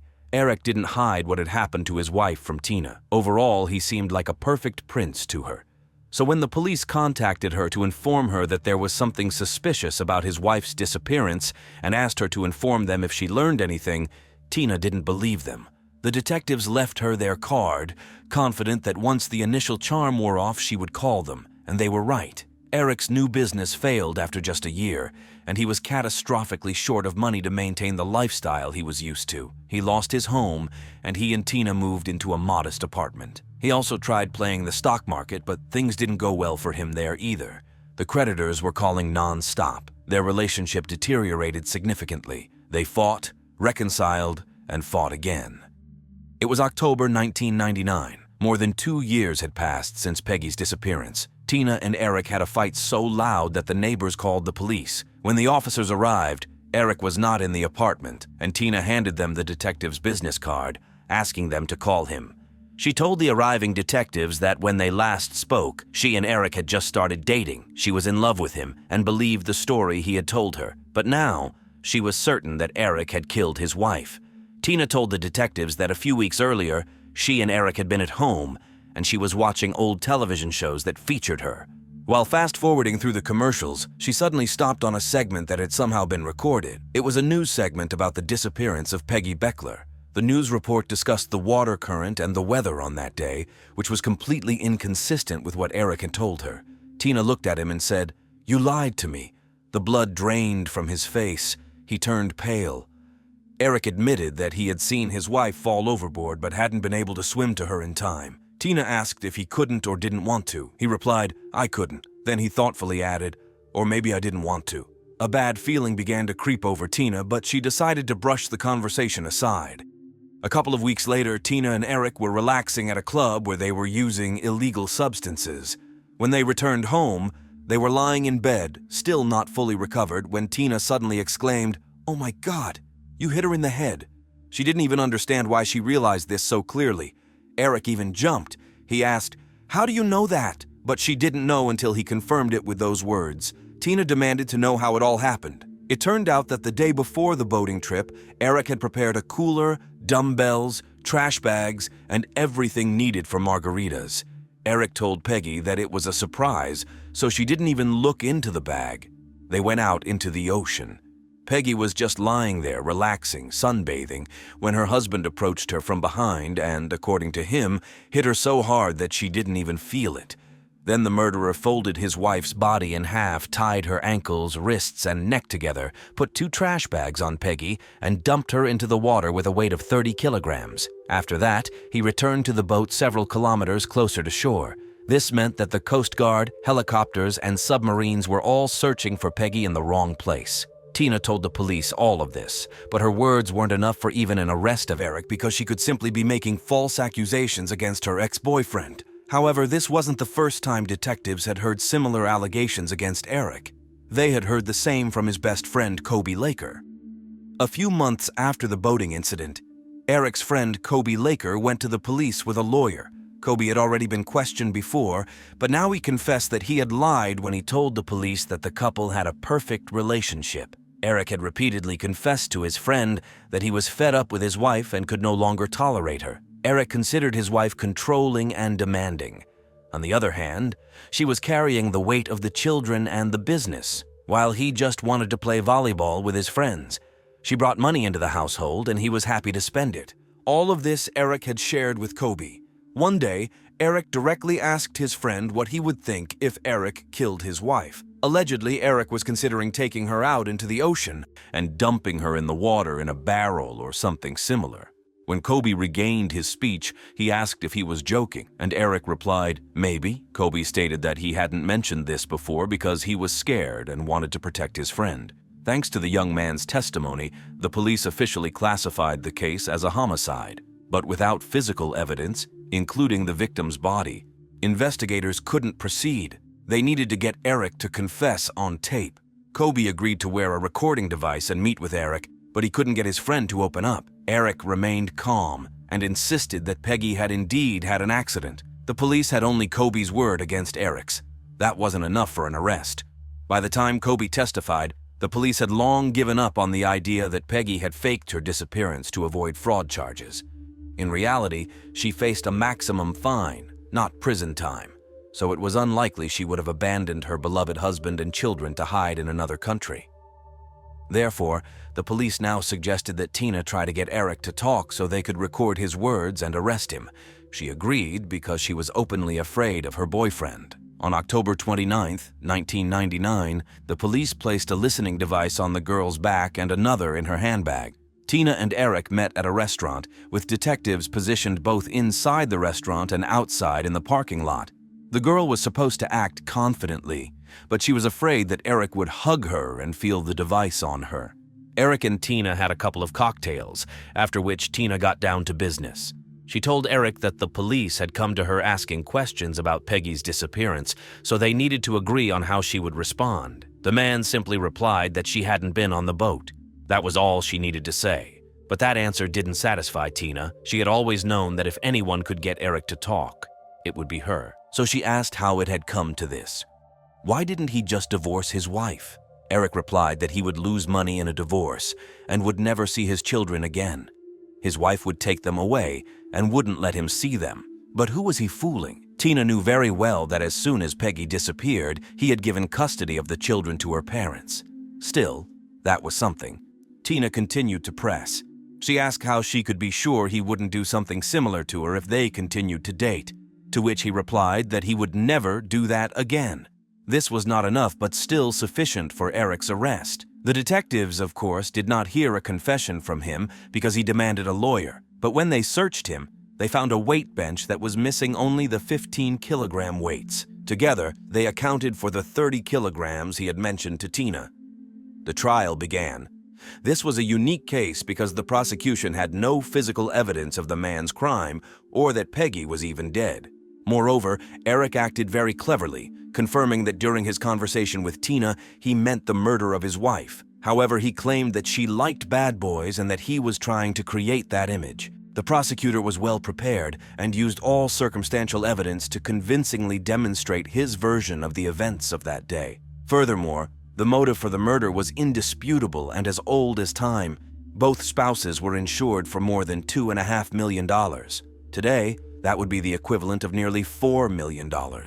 This issue clearly concerned Eric because 3 months before Peggy's disappearance, he called her brother to inquire about the money. He wanted to know more about the policies and how the payout would work if something happened to his wife. Interestingly, a month and a half before her death, Peggy wanted to change the beneficiary of the insurance. She intended to exclude Eric so that the money would go only to the children. This indicates how little she trusted her husband in her final days. Of course, Eric did not receive the insurance payout anyway, because insurance companies are very reluctant to pay money to potential suspects. After 7 days of deliberation on February 1, 2001, Eric was found guilty of first-degree murder. He was sentenced to life imprisonment without the possibility of parole. After his wife's death, Eric did not receive the insurance money. Instead, he lost his home and income, and his new business failed. Indeed, Peggy was far more valuable to her husband alive. She was his ticket to a luxurious life, and even in the case of a divorce, he would have gained more than nothing. But evidently, he did not understand that, not to mention the fact that murder itself is a terrible crime. Overall, he did not act very sensibly. No wonder his volleyball buddy said he must have had an accomplice because he was too foolish to come up with everything on his own. Not to mention that the police had no evidence, but his long tongue led to him spending the rest of his life in prison instead of playing volleyball on the beach. A tangled love story unfolds like a dark detective tale, a crime film, a film noir, with a timeless plot where lust and obsession lead to murder and classic betrayal. This was Jaime's favorite genre, and he played the lead villain. Patricia helped dress him in the costume of a deranged, jealous man, work overalls, gloves, and a stocking mask. Then she, the true star of this film, brilliantly played the victim. Thirsting for authenticity, she cut her own hand and barricaded herself in the bathroom, clutching a real revolver in her bleeding hand to complete the authenticity of her fabricated image. All that was missing was a camera to focus on her wild eyes and feigned horror as she aimed the revolver and fired. On June 25, 2008, at 1:15 a.m., while the residents of Garden Valley, California were peacefully sleeping in their beds, the fire station received a report of a fire blazing along a winding road above a deep gorge. This is a challenging area with many sharp turns, hills, and ravines. Only upon getting closer did the firefighters notice that a burning SUV was at the center of the fire. Their experience told them that the body of the driver might be inside. Unfortunately, they were right. The body, like the entire vehicle, was completely engulfed in flames. Earlier that evening, a report had been made to the emergency services about a missing resident who had gone to buy propane in his Chevrolet Suburban and had not returned. The firefighters could see that the vehicle burning before them was indeed a Suburban. The missing man was 54-year-old Ron Presba. Around 9 p.m., he had left to buy propane for a barbecue and never returned. The remains found at the scene were sent for an autopsy, but officers were able to identify the burned vehicle, and it was indeed Ron's SUV. The news quickly spread throughout Garden Valley. Many people knew Ron personally and were saddened by the news. Initially, everything pointed to the man being the victim of a road accident. On such a rough road, there were many opportunities for a vehicle to go off into the ravine and catch fire. The propane Ron was carrying only added fuel to the blaze. Firefighters found 2 large pools of blood, each more than a meter in diameter, on the road. They speculated that the man had hit a deer, a large animal that could cause such a significant amount of blood. It was hard to imagine a worse place to encounter an animal, a dark, winding road above a deep ravine without any guardrails or barriers. Many people in such situations react by sharply turning the wheels. However, the firefighters could not find the body of the struck animal near the collision site. Moreover, upon closer inspection, the bloodstains looked strange. Between the larger pools of blood were smaller bloodstains, as if something was bleeding, then stopped, then started bleeding again. Nearby, there was a partial footprint and some sort of stain, as if a package or something similar had been lying there. Additionally, there were acceleration marks near the scene, indicating that someone had left the scene in a vehicle, and quickly. Considering these strange findings on the road, the fire investigator suspected that this was not an accident. The suspicions of the fire investigator were confirmed when he found a bag with a reddish liquid near the burned-out vehicle. At first, he mistook it for transmission fluid, but it was strangely covered in flies. Upon closer examination, to his horror, he realized that the bag contained hair, skull fragments, and brain matter. The bag had traces of fire, although the flames hadn't yet reached it. This meant that Ron's vehicle had been set on fire before it went off the ravine. It was likely stopped, set ablaze, and then pushed down the slope. The bag was thrown afterward. This was clearly done intentionally. At the coroner's office, it was confirmed that the victim was Ron Presba. The blood on the road and in the bag also belonged to him. Ron had been murdered, and the fire was used to cover up the crime. Police investigators began their work, and the morning after the body was discovered, they spoke with the victim's wife, Patricia, or Patty. Patty seemed overwhelmed with grief, but was eager to help the police. She said that Ron had no enemies. In fact, someone like him couldn't have had enemies. He was one of the pillars of the Garden Valley community. Everyone saw him as a loving father, devoted husband, very honest, hardworking, reliable, and an all-around wonderful person. Ron would give you the shirt off his back to help someone. He had spent many years building his trucking company before he met Patty. Patty worked for the California Conservation Corps and was part of a program that taught young people who would otherwise get into trouble with the law useful labor skills in firefighting, forest protection, and conservation. It was essentially a work camp for troubled youth. Both Patty and Ron had adult children from previous relationships. The day before, at 4:30 p.m., Patty had gone to visit her daughter and grandchildren who lived an hour away. She called her husband around 9 p.m., and he mentioned that he was going to get propane for the barbecue. However, when she returned at midnight, the house was empty. Ron's daughters told the police that a guest had been staying with the family in recent weeks. This guest was 21-year-old Jaime Ramos. Detectives returned to the family home to speak with Patty again. She confirmed that Jaime Ramos had been living with the family for 3 weeks. He was one of the troubled young people assisted by the California Conservation Corps, and Patty had been his mentor. Jaime Ramos had joined the program a year ago after being charged with assault.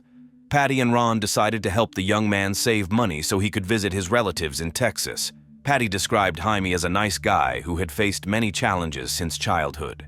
His mother had taken her own life when he was just 2 years old. His father was in and out of his life, and after being passed around by various relatives, he eventually went to live with his grandmother, who became like a mother to him. Now Patty had taken on the role of his mentor and friend, and Jaime often sought her advice. She explained that Jaime was finishing his training program at the center, but needed a place to stay for the remaining month. Patty had asked Ron if Jaime could stay in their spare bedroom, and Ron, being a kind-hearted person, agreed. Ron welcomed Jaime into their home, and they developed a strong bond, with Ron becoming like a father figure to Jaime. However, just the day before, Jaime had left. They had lent him some money so he could travel to his relatives in Texas. Jaime's sudden departure seemed suspicious, especially since Patty claimed she didn't know how to contact him. In other words, they had lent the young man money, but she had no way to reach him. Before the detectives could ask Patty further questions, something caught their eye. A few drops of blood by the fireplace caught the detectives' attention. Although there weren't many, they deemed it important and called in the forensic team. Upon their arrival, they processed the room with luminol, causing it to light up with traces of blood that someone had attempted to clean. The detectives realized they had stumbled upon the murder scene. Since Patty had an alibi, Jaime seemed the most likely suspect. However, according to Patty, she and Ron had a good relationship with Jaime. Nevertheless, the detectives reached out to Jaime's family in Texas, who said he was still en route but provided his phone number. Over the phone, Jaime confirmed that Ron had become a true friend and mentor to him in a short period. He expressed his desire to help the police uncover the truth about Ron's death. Strangely, though, he refused to disclose his whereabouts. Since Jaime was using a prepaid phone, the police couldn't trace his location. Instead, they tried to gain his trust, encouraging Jaime to keep calling them and persuade him to reveal what he knew about Ron's death. Meanwhile, Curtis Edwards reached out to them. Curtis was also a member of the program helping young people, just like Jaime. Moreover, Jaime was his roommate. Therefore, he knew something that, in his opinion, no one else suspected. Jaime and Patty were having a romance. Curtis was shocked. All the young people in the organization loved Patty, calling her Mom, but Jaime clearly had feelings for her of a different nature. Despite being 21 years old, while she was 47, he was younger than her children. Nonetheless, Jaime asked Curtis not to tell anyone about it. As his friend, Curtis agreed, but now he felt obligated to inform the police. The meeting with the detectives was brief, but its importance for the investigation couldn't be underestimated. Because now the investigators knew that Jaime could have a motive for Ron's murder, it was worth talking to Patty again, because it became clear that she knew more than she was saying. Patty reluctantly admitted that she had been involved with Jaime, but a couple of days before Ron's murder, she ended things with her lover because his behavior was increasingly alarming her. When she brought up the breakup, they were in the car, and Jaime swerved the car as if he wanted to crash into an oncoming vehicle. Fortunately, they avoided the accident, but Patty realized he was willing to do anything just to be with her. At some point, Ron realized that his wife was having an affair, but he reacted as a very understanding person. Ron and Patty agreed to buy Jaime a car so he could go to Texas and stop being part of their lives. Patty and Jaime went to a car dealership to choose a car. Patty told the detectives that they bought the car, packed his things into it, and sent him off to Texas. And this happened just before Ron's murder. Now, however, she was afraid that Jaime would come back to finish what he started, to kill her. However, after reviewing the surveillance camera footage at the dealership, detectives found out that the love affair hadn't ended because Patty and Jaime were holding hands and hugging each other affectionately. But before the investigators could summon the woman for a candid conversation, a new twist emerged in the case. Patty disappeared. A month to the day after Ron's murder, the detectives drove back to the same house. Again, they approached the front door, crossed the threshold once more. The feeling of déjà vu never left them, especially when they saw that the small house had become the scene of another bloody crime. Blood was everywhere, in the kitchen, the living room, the bathroom, even on the doorstep. Chairs were overturned, rugs were displaced as if something had been dragged across the floor. A bloodied kitchen knife lay on the TV stand. The air was thick with the smell of blood, and the bathroom door was broken with bullet holes in it. Everything seemed unreal, like a stage set. Amidst this gruesome scene, the detectives found a note made from cut-out magazine letters. They had never seen such notes before, except in movies. It stated that Patty had been kidnapped. Exactly what Patty had feared Jaime would do. The police began their search for the woman and distributed her description to officers. The next day, July 25, 2008, hundreds of kilometers away from the Prespa family home in Salt Lake City, Utah, a patrol officer was checking the registration numbers of cars in a motel parking lot when he noticed a green Hyundai. A quick check revealed that the car was linked to a murder investigation. The officer contacted detectives from California who informed him that two people were associated with this car, Jaime Ramos and Patricia Prespa. Approximately 5 minutes later, the door of the motel room opened and a woman came out. She walked straight to the police officer. He aimed his weapon at her, but the woman stated that she was Patricia Prespa, and she added, "He's in the room, he's been shot." The policeman didn't know what to think and couldn't imagine what he would see when he entered that door. He and his partner burst open the door and shouted, "Police!" But there was no response. Someone was clearly lying on the bed. The policeman demanded that the person raise their hands and come out, but the person didn't move. The officer thought the person under the blanket was dead. He grabbed the blanket and saw that there was a wounded person there. It was Jaime Ramos. He looked at the policeman and said, raising his hands, "Don't shoot. They've already shot me." Both Patricia and Jaime were taken into custody. While Jaime received medical attention, detectives questioned Patricia. Patty claimed that she also became a victim of Jaime. She recounted that she was sleeping in her bed when suddenly she was grabbed by a man wearing a mask made from a stocking, gloves, and a jumpsuit. She managed to break free, but he lunged at her again. They struggled, wreaking havoc around them. It was only when he dragged her into the kitchen that she realized it was Jaime, although she had never seen him like that before. He confessed to her that he had killed her husband, and she would be next. At one point, Jaime attempted to strike her with a large kitchen knife, slashing her hand as she tried to shield herself. However, she managed to reach the bedroom, grabbed a .44 Magnum revolver, and locked herself in the bathroom. Jaime smashed the door, and that's when she fired 3 times. Dropping the weapon, she ran outside, but even after she shot him 3 times with the Magnum, Jaime caught up with her and seized her. Now he had the gun, and he ordered her to get into his car. They stopped several times along the way, notably to refuel. Detectives puzzled over why she didn't escape from the wounded man while he was refueling the car. Patty replied that she was terrified. What happened next was known to the police. Here, the story could have ended, and Patty would have appeared a heroine if Jaime had died from the gunshot wounds.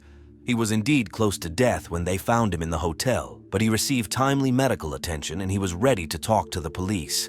When at the age of 21, Jaime was admitted to the California Department of Fish and Wildlife, where he was given a job, he felt like he had hit the jackpot. He quickly befriended other members of the organization, particularly his roommate Curtis, as well as his supervisor Patty. Initially, he regarded her as a friend and mentor, but soon their relationship became much closer. She didn't immediately confess to Jaime that she was married. Even more so, she didn't tell him how 6 years ago she had to work hard to make Ron fall in love with her when her third husband left her. But she told him that she was living in an unhappy marriage. Jaime's heartstrings were deeply touched by Patty's confessions. The thing was, he himself had been tormented by a male relative for years. It started when he was 6. It started when he was 6 years old, ended at 16, and occurred once or twice a month. Jaime asked Patty to leave her husband, but she always found some excuse why it was impossible. Then she mentioned another option. At first it was like a game, a joke. The woman said, "Do you want me to leave him? What if something unfortunate happens to him?" "Which we arrange?" Jaime asked incredulously. "What else?" Patty initiated conversations about how Ron liked to work around the house and might fall from a ladder onto something sharp or get hit by a car. It seemed like a joke until she showed her lover an envelope with insurance. And then he realized that everything they talked about was serious. She convinced him that after receiving the money, they could start over. Jaime would go to college first and they would live together. She took out insurance on her husband and was supposed to receive $150,000 in case of his death. But if his death occurred as a result of an accident, the wife would receive $300,000. This is called double insurance. Double Insurance is also the name of a true classic of cinema, a film in which a woman seduces a man and persuades him to kill her husband, and then the seductress shoots the naive lover. Jaime hadn't watched that movie, but Patty clearly understood its essence. Or Oscar Wilde was right, and life ultimately does imitate art. But Jaime had no intention of becoming a murderer, and Patty started pressing him. "Don't you believe me? Don't you believe that he's tormenting me, beating me? Don't you want to live with me?" She didn't leave the man infatuated with her any other choice, so he set her a condition. He had to personally see what Ron was really like. The woman agreed.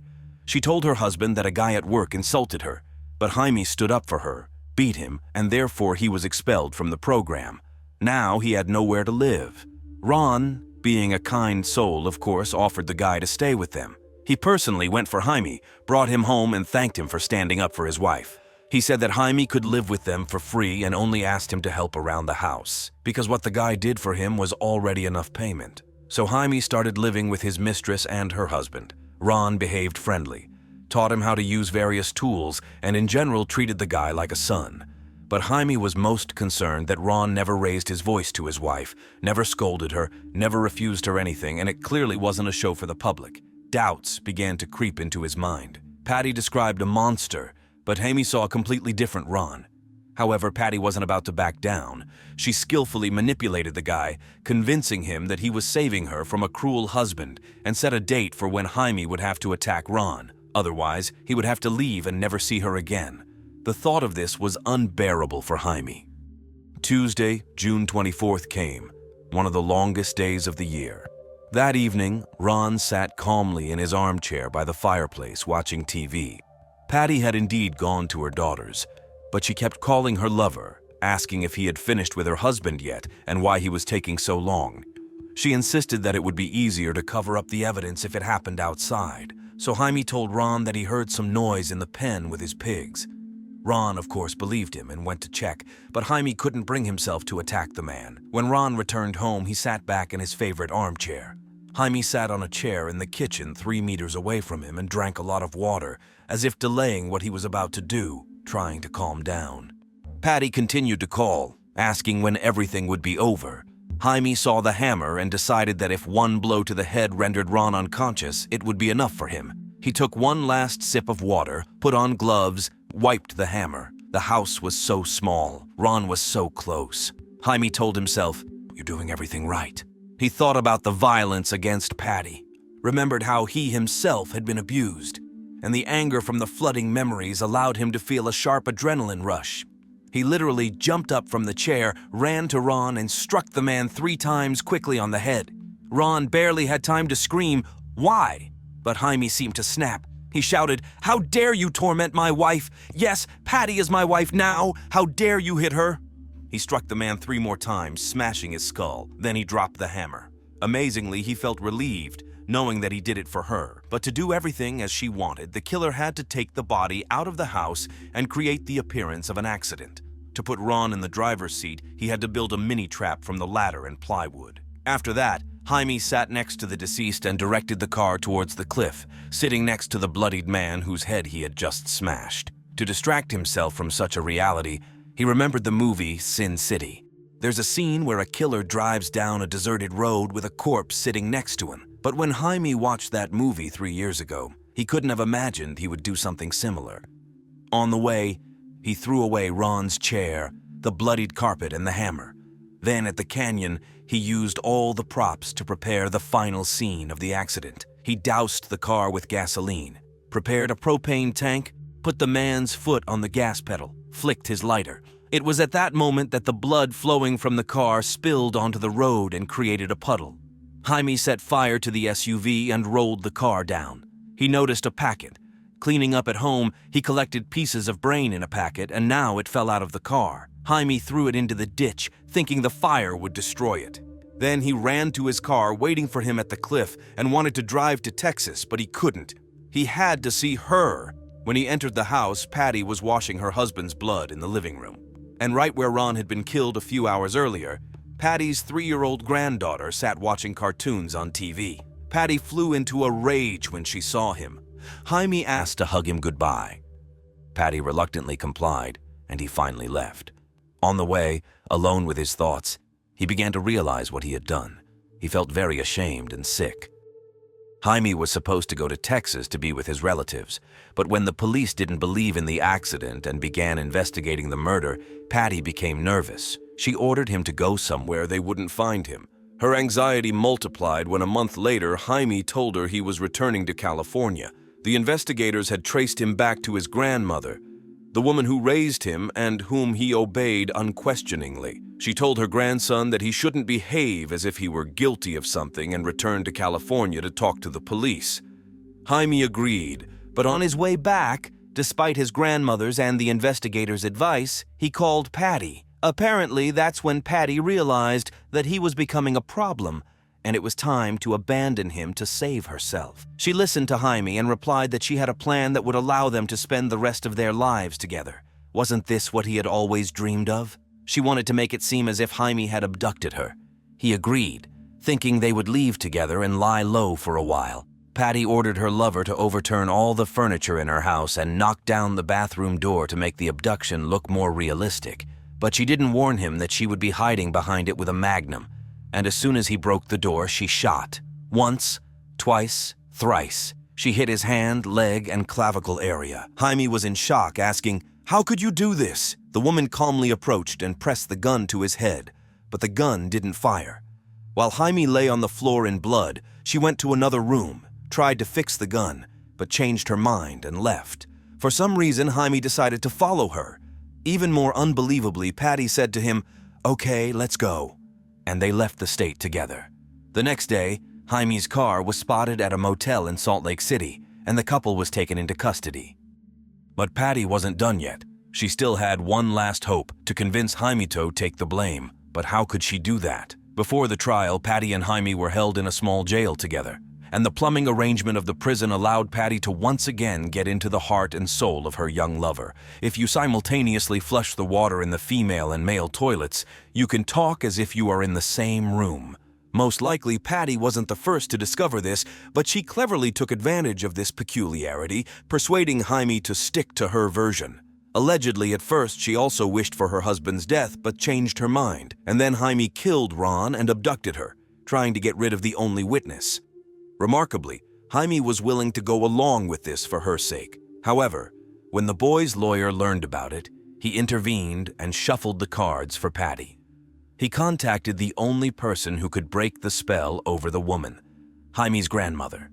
The grandmother and the beloved aunts of the young man ordered him to tell the whole truth. In the interrogation room, the investigators witnessed the power Patty had over Jaime. Despite her confession and everything she had done, Jaime begged for the opportunity to see her.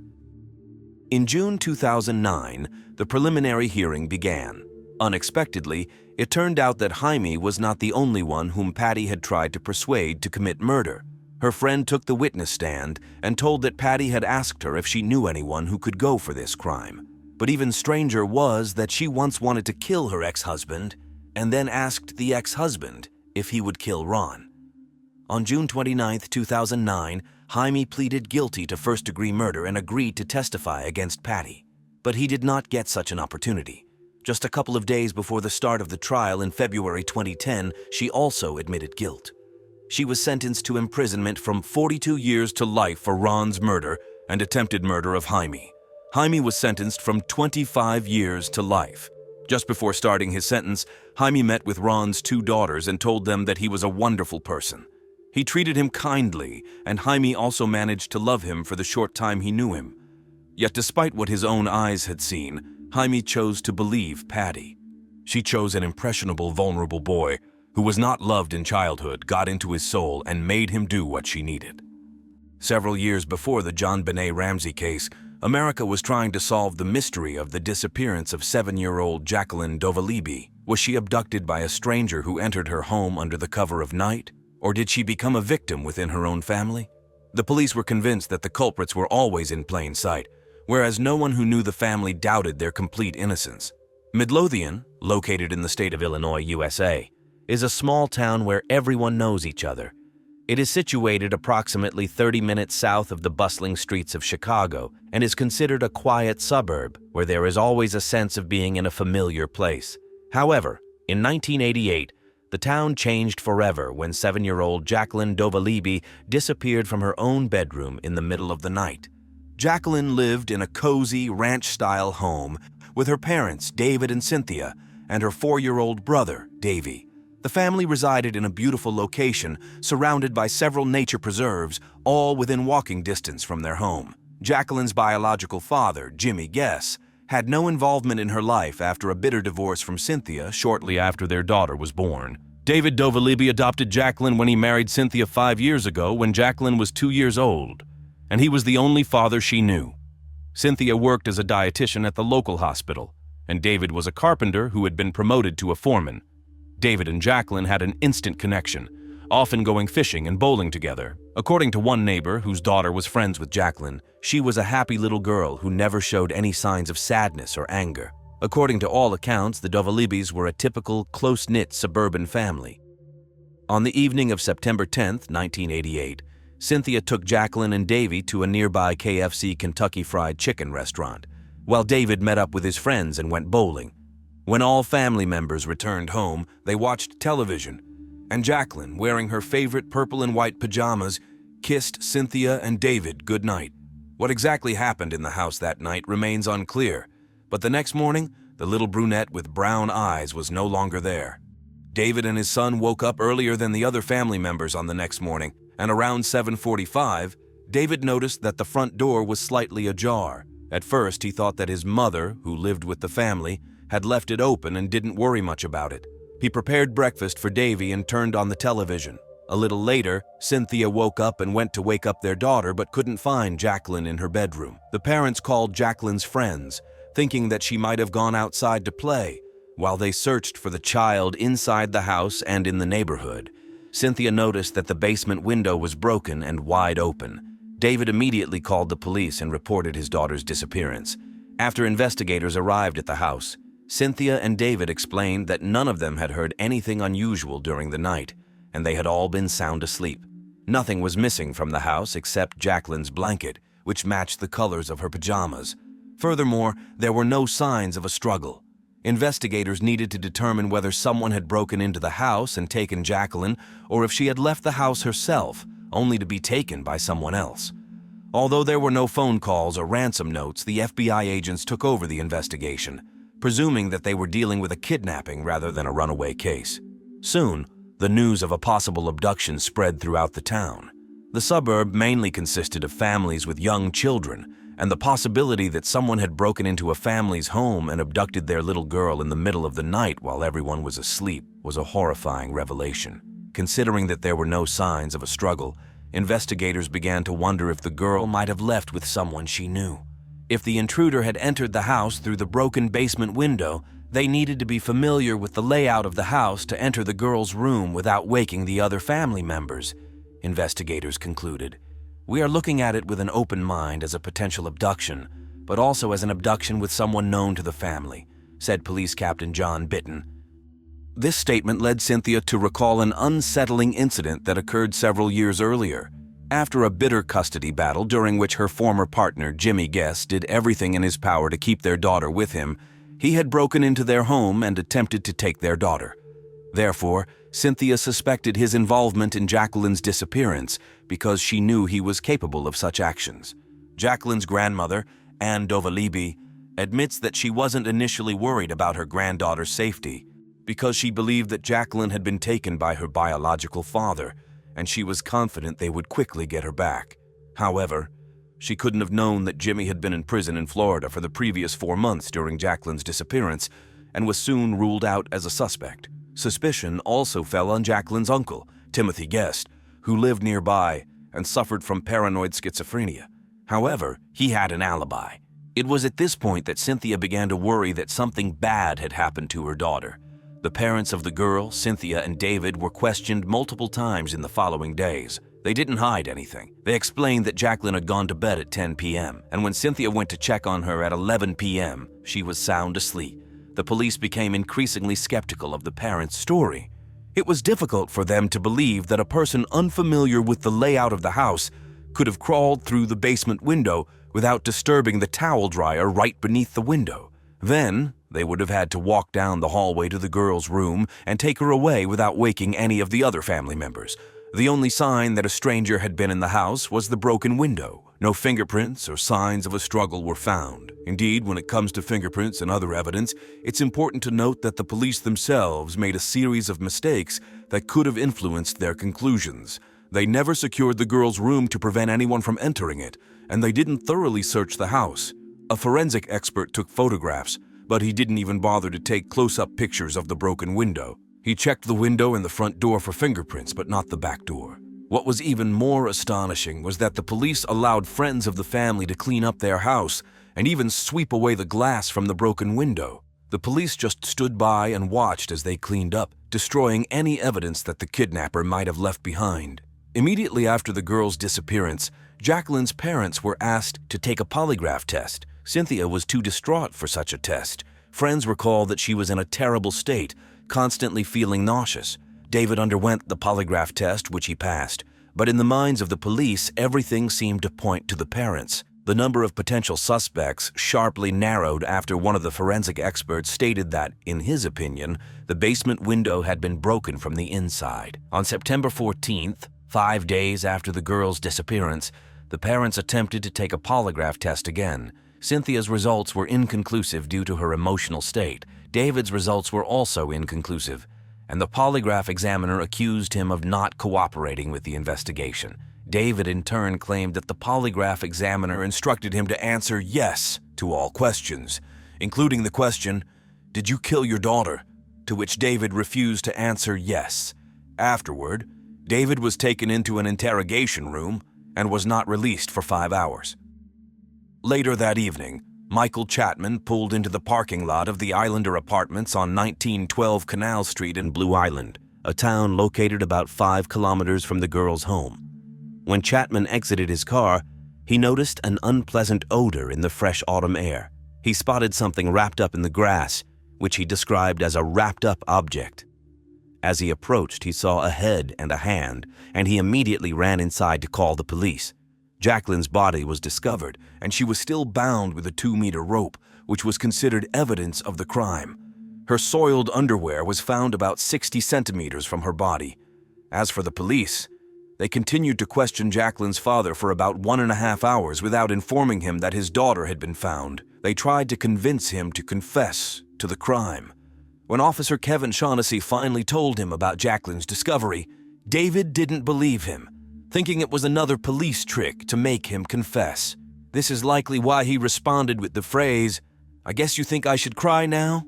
However, Officer Shaughnessy interpreted these words differently, and they convinced him not to pursue other suspects. In any case, there was no evidence against David, and he was released to go home, where he found his distraught wife and realized that his daughter was truly gone. By morning, with the help of dental records, the body was officially identified as Jacqueline DeWallaby. Initially, based solely on the appearance of the body, there was speculation that she had been struck on the head, but the Cook County coroner, Dr. Robert Stein, stated that the condition of the body was the result of rapid decomposition due to the unusually warm September weather. Dr. Stein could not determine with certainty whether the girl had been sexually assaulted or not due to the state of decomposition. Although the exact time of death couldn't be determined either, Robert Stein concluded that she had been dead for several days, and the terrible crime was most likely committed early Saturday morning, right after her disappearance. After the body was identified, and given that they had been individually questioned for hours before Jacqueline was found, both Cynthia and David hired lawyers who advised them to invoke their Fifth Amendment rights and not answer any more questions from investigators. They had already told the police everything they knew, provided blood and urine samples, and gave permission for investigators to examine any family medical records that might be relevant. They also allowed investigators access to their home for all 5 days that Jacqueline was missing. The Fifth Amendment to the United States Constitution allows citizens to refuse to answer any questions that may incriminate them. The DeWallabys had every right to invoke the Fifth Amendment. However, with no other suspects, law enforcement focused their attention on Cynthia and David as the primary suspects and claimed that it was suspicious that they were not cooperating with investigators. Police rushed to accuse the family of refusing to cooperate with the investigation. Prosecutor Patrick O'Brien explained, "Even if you are being looked at as a suspect, and you know deep down inside that you didn't do this, and it's unfair, The idea of not cooperating with the police that are investigating the murder of your daughter seems overly concerned about your personal interests. On the day after the funeral, a team of 20 police officers executed search warrants at the Dewalaby home. They emerged from the house with several large bags containing items they wanted to examine in the laboratory. Additionally, they confiscated the family's blue Chevrolet Malibu. Months passed, but there were no updates or new information about the case. However, the police made a statement indicating that the family members had not been excluded as suspects. Cynthia's lawyer, Lawrence Hyman, criticized the police investigation, calling it a blatant violation of the law. While Cynthia and David continued to avoid communicating with the media, they had a multitude of supporters. Neighbors stood by the family, telling journalists that the Dewalabys were a loving and caring family, and they had never heard either of the parents raise their voice at Jacqueline or Davy.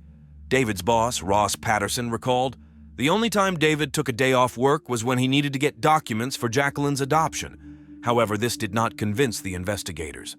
Adhering to the theory that Cynthia and David could be involved in the crime, they returned to the location where the body was found and began showing photos of Cynthia, David, and their car to residents of the Islander apartments, hoping to find any witnesses who might have seen them in the area. On November 22nd, Cynthia and David were arrested and charged with first-degree murder. Their son Davy was placed under the care of the Department of Family and Children's Services. It became known that a tenant of the apartment complex where the body was found had told investigators that he had seen David in a blue Chevy Malibu in the parking lot.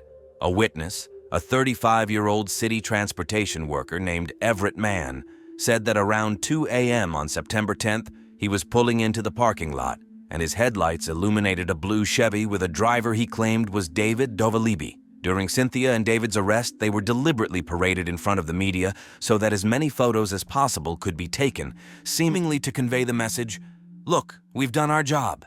Detectives boasted about having a wealth of evidence against David and Cynthia, including 2 witnesses. However, it remained unclear why loving parents would act this way towards their daughter. Were there enough pieces of evidence? Or were the investigators rushing to take the case to court for some reason? Perhaps the answer to this question lies in the fact that on the same day as the parents' arrest, a major news story emerged. Richard M. Daley, the state's chief prosecutor whose office was handling the case, announced his candidacy for mayor of Chicago. Critics accused him of using a high-profile crime in his political game. But despite the criticism, Daley became the mayor of Chicago, and the case was handed over to the court. It is widely known that eyewitness testimonies are highly unreliable. Nevertheless, the witness statements suggesting that David was near the crime scene were enough to charge him and his wife with first-degree murder. Blue Island Police Chief Paul Greaves referred to these witness testimonies as excellent evidence that allowed them to rule out other leads. The police never disclosed what those other leads were, but relying solely on witness testimony to exclude all other possibilities seemed somewhat prejudicial, especially considering that Cynthia was not linked to the crime scene. Both spouses were denied bail, and it was revealed that Cynthia was in the early stages of pregnancy. In the search for new evidence, the police decided to focus on the couple's 5-year-old son, Davy, who was examined by a doctor. Supposedly, the doctor found traces on his body that could have resulted from a belt, some of which were old while others were recent. The police suspected that Cynthia and David had abused Davy at home, suggesting it could be a motive for the crime. Patrick Murphy, Davy's state-appointed guardian, said that the police and prosecutors continuously questioned the child for days. He added that after speaking with Davy and reviewing his medical records, he couldn't understand how they arrived at such a conclusion because he couldn't find anything that indicated violence against the child. He also mentioned that Davy constantly pleaded to see his parents, and he missed them greatly.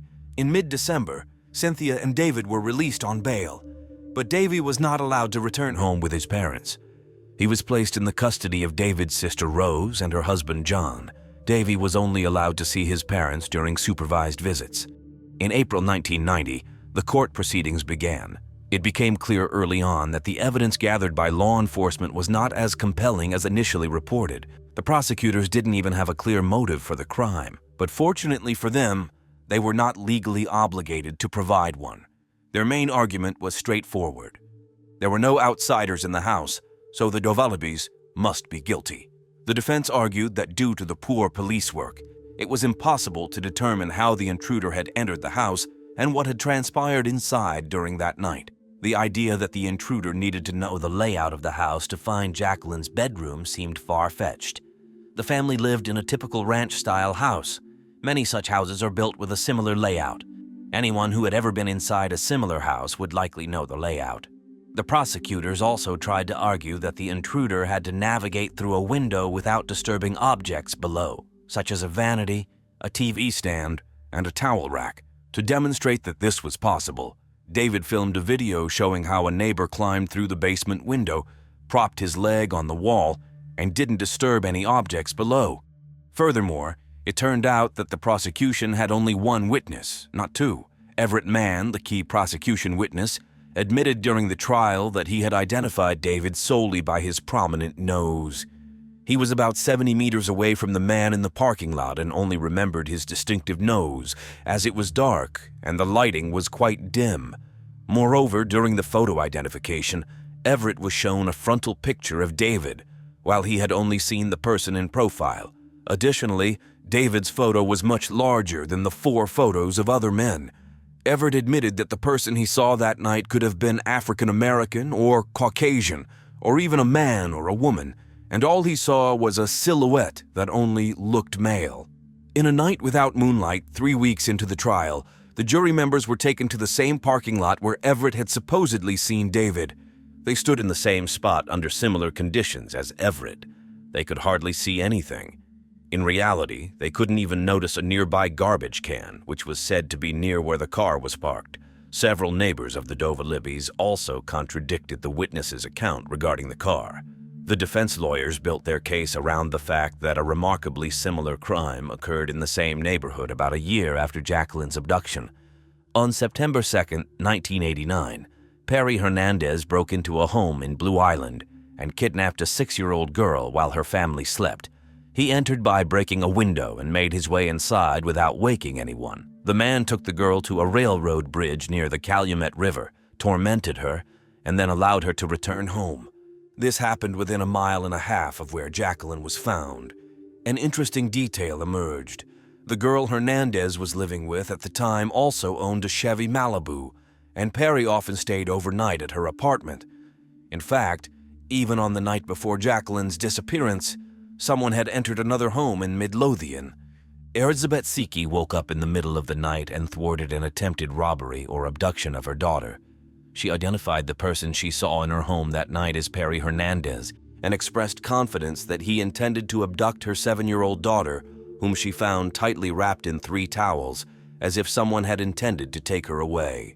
While this may seem like more than a coincidence, Judge Richard Neville stated that he did not consider this evidence and prohibited Cynthia and David's defense from presenting these facts in court. However, the little girl abducted by Perry Hernandez was invited to testify. She recalled that while she was with the kidnapper under the bridge, he held a rope, as if threatening her with it. Besides the striking similarities between the 2 cases, this demonstrated that a small child could indeed be taken from a bedroom without waking anyone. However, in court, the defense made a mistake by failing to establish a connection with the jury members. They wanted David to take the witness stand and firmly declare his innocence, looking them in the eye, but that didn't happen. The most significant obstacle for the defense turned out to be the 17 autopsy photographs and remains presented to the jury. The prosecutors claimed that the photos were meant to help determine the time and cause of death. The defense believed that these photos simply contributed to bias among the jury members. An attorney explains, "You're shown a beautiful girl next to a photograph of her body, and of course the jury members thought someone must pay for this crime. However, the photos didn't convince the judge, who dropped the charges against Cynthia because her only connection to the crime was being in the house. The judge ordered to keep his decision secret because David's fate still lay in the hands of the jury due to the testimony of Everett Mann. After 14 hours, the jury delivered their verdict: guilty. Everyone believed that David would be acquitted, and the media were already waiting for him outside the courthouse for interviews. It was a shock to everyone that he was found guilty. The judge sentenced David to 45 years in prison. Many didn't understand why the jury had no doubts about his guilt, but suddenly everything fell into place. In an interview with a reporter, the jury foreperson confessed why a guilty verdict was reached. It turns out that the jury saw photographs of the Dovalibi home. In one photo, the bedroom door of young Davy showed a dent from a fist, and the jurors believed this indicated David Dovalibi's violent nature. Coming to this conclusion, the jury members decided that there had been a lot of violence in the house. How wrong they were. The fist-sized dent had appeared long before David moved into the house with Cynthia, and perhaps even before Jacqueline's birth. David's younger brother had struck the door with his fist when he was a teenager. The house belonged to David's mother, and the family always had more important things to spend money on, and the door was never replaced. Neither the defense nor the prosecution mentioned this dent, so the jury's decision was based on things that were not even discussed in court. The jury foreperson added that if they had their way, they would have accused Cynthia as well. During this time, Cynthia fought for custody of Davy. Several psychologists and social workers testified, stating that there was no hint that Davy had ever been mistreated, and Cynthia was a kind and loving mother who doted on Davy, and he on her. By mid-July, Davy was allowed to return home to his mother and his recently born sister, Carly Marie. The fact that the jury was biased against David needed to be used to challenge the verdict. Cynthia and the family's friends formed a committee to fight for David's release. One committee member offered a $10,000 reward for any information about the crime. Additionally, the committee allowed them to connect with people who could assist with the case. One of those people turned out to be Robert Byman, an attorney from the Chicago law firm Jenner and Block, who volunteered to work on the case pro bono. Initially, due to police statements, he also believed in David's guilt, but after studying the case materials, he realized there was no evidence against him at all. He understood that David was wrongly accused due to human nature. Byman explained, 12 good and decent members of the jury were entrusted with deciding the fate of this case. Their choice was simple, to stand up and leave, saying, "Sorry, Jacqueline, we can't do anything for you," or to convict the only person sitting before them. They chose the latter. In October, Robert Byman filed a petition for David's release based on new evidence. Gerald Bauman, a prisoner at Cook County Jail, claimed that he had overheard Perry Hernandez confess to the murder. However, after the petition was filed, Gerald refused to sign his previously given sworn statements, fearing for his safety, and claimed that he had received threats after news of this new evidence came to light. The appeal garnered such a significant response that, for the first time, the Illinois Appellate Court allowed video recording of the case proceedings. The Illinois Appellate Court had three options: uphold the guilty verdict, order a new trial, or completely exonerate David, which would mean he could never be tried for this case again. 5 months later, the court's decision was announced. Complete exoneration. The court ruled that the chief witness's testimony had been inaccurate and unreliable, and the prosecutors had failed to prove beyond a reasonable doubt that David was the only person with the opportunity to commit the crime. The judges noted that all the basement windows had been left unlocked that night, and any of them could have allowed the perpetrator inside, but unfortunately they were not checked for fingerprints. They also criticized the decision to show the jury 17 gruesome body photographs that were unnecessary. On November 13, 1991, after spending 18 months in prison, David walked free. I've been a lawyer for almost 30 years, and in all that time, there have only been 3 times when I was as happy as I was the day I walked David Dovalibi out of prison. Our judicial system is designed to work in 95% of cases. This time the system failed. It convicted an innocent man, said Robert Byman. However, the Dovalibi family was about to experience yet another shocking turn of events in one of the most paradoxical and unusual murder sagas in modern Chicago history. It became known that Rob Warden and David Protess, who were writing a book about the case titled Gone in the Night, had discovered a new potential suspect. Timothy Guess was a 31-year-old brother of Jacqueline's biological father.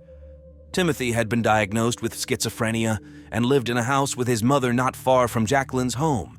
Initially, he claimed to have been working at the Park Avenue restaurant in Harvey on the night of the murder, and 3 restaurant employees confirmed his alibi. However, now 2 of them had recanted their statements. At least 5 regulars of the establishment also claimed that Timothy wasn't there that night. Warden and Protess spoke to Timothy, who told them that he often heard voices in his head and suffered from memory lapses. He told them that he was guided by a spirit and this spirit had allowed him to describe the layout of the Dovalibi house, even though he had never been inside. He could even describe how to get to Jacqueline's bedroom. Timothy described the blanket in which the body was wrapped, and somehow knew that the light in the bedroom was off on the night of her disappearance. However, Timothy was never seriously considered a suspect even after this information came to light. He passed away in 2002. Protests said, "I felt that the case was solved, but I never thought anyone would be held accountable for the crime. The state would be too embarrassed to admit they had wrongly accused Cynthia and David." Since then, the Dovalibi family has moved and changed their last name due to the excessive attention on their lives. They still hope that Jacqueline's murder will be solved. Something terrible happened in that ranch-style home in Midlothian, Illinois, on the night of September 9th, 1988. But 3 decades later, there are still no answers as to what exactly transpired. While the local police claim the case is open, there are evidently no leads being pursued. Every U.S. citizen has the right to invoke the Fifth Amendment, but when Cynthia and David exercised that right, they found themselves at the center of a wrongly and negligently conducted investigation. Los Angeles, California. Every day of every year, young people from all over the country come here, hoping to make their dreams come true. Some want to become movie stars, others dream of singing on stage or working in the fashion industry, but not everyone shares these hopes and dreams. Among the stars, the glitz, and the glamour, there are those who come to Hollywood to escape their past, an unworthy past. In a city where strangers never attract attention, they can easily blend into the crowd. In 2001, the dreams of one girl would be cut short after a night of bloody crime. Her connection with a famous Hollywood actor would turn her death into a sensation. But this story holds much more. Decades of cat-and-mouse games between the police and a calculating killer.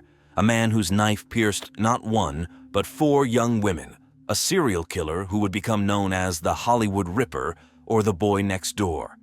It happened almost 30 years ago in Glenview, Illinois. But even today, the Piccaccio family is haunted by memories of the day they learned that Tricia had been brutally murdered. 18-year-old Tricia Piccaccio had just graduated from high school. On an unusually cool and foggy Friday evening, August 13, 1993, Tricia and her school friends gathered to play a scavenger hunt. Then they all had dinner at a restaurant. Essentially, it was their last meeting before the young people started their university education. After a pleasant evening, the girl returned home a little after 1 in the morning. Holding her keys in her hand, she approached the door, intending to open it, but she never managed to do so. The next morning, her father woke up as usual, brewed himself a cup of coffee, and went outside to his van. The cup fell from his hand when his eyes were confronted with a scene too horrific to describe in words. He fell to his knees before his daughter and screamed. His scream echoed down the cul-de-sac, alarming all the neighbors. Despite the apparent futility of his efforts, Tricia's father tried to provide first aid to bring her back to life. When Tricia's mother learned what had happened, she fainted. Later, both parents were taken to the hospital in a state of shock. The police immediately began an investigation. Tricia had obviously been attacked, her arm twisted so severely that it broke, and she had received multiple stab wounds. But who could have wished such a death upon an 18-year-old girl loved by many? The investigators did their utmost, but a year after the murder, they had made no progress. However, about 12 months after Tricia's death, a neighbor's boy began attracting attention with his strange behavior. 17-year-old Michael Gargiulo was the best friend of Tricia's brother, Doug Piccaccio. Right after the incident, his reaction was quite natural. The boy was in shock over the murder of the neighbor girl he personally knew. He practically grew up in the Piccaccio house, often having dinner with the family. And just 2 days before her murder, Michael and another friend, Olson, had given Tricia a ride to her boyfriend's house. Overall, Michael was just a quiet guy to the Piccaccio family, a friend of their son who had never shown any oddities.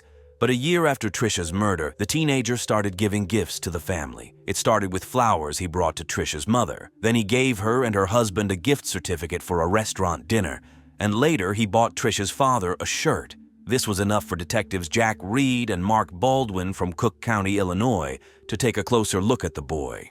A psychologist suggested that with these gifts, he was trying to atone for some sin. The detectives learned that Gargiulo had previously been involved in theft. Then Trisha's brother told the police about an interesting conversation he had with Michael. Michael once asked him if he knew who attacked Trisha. Would he be able to kill him?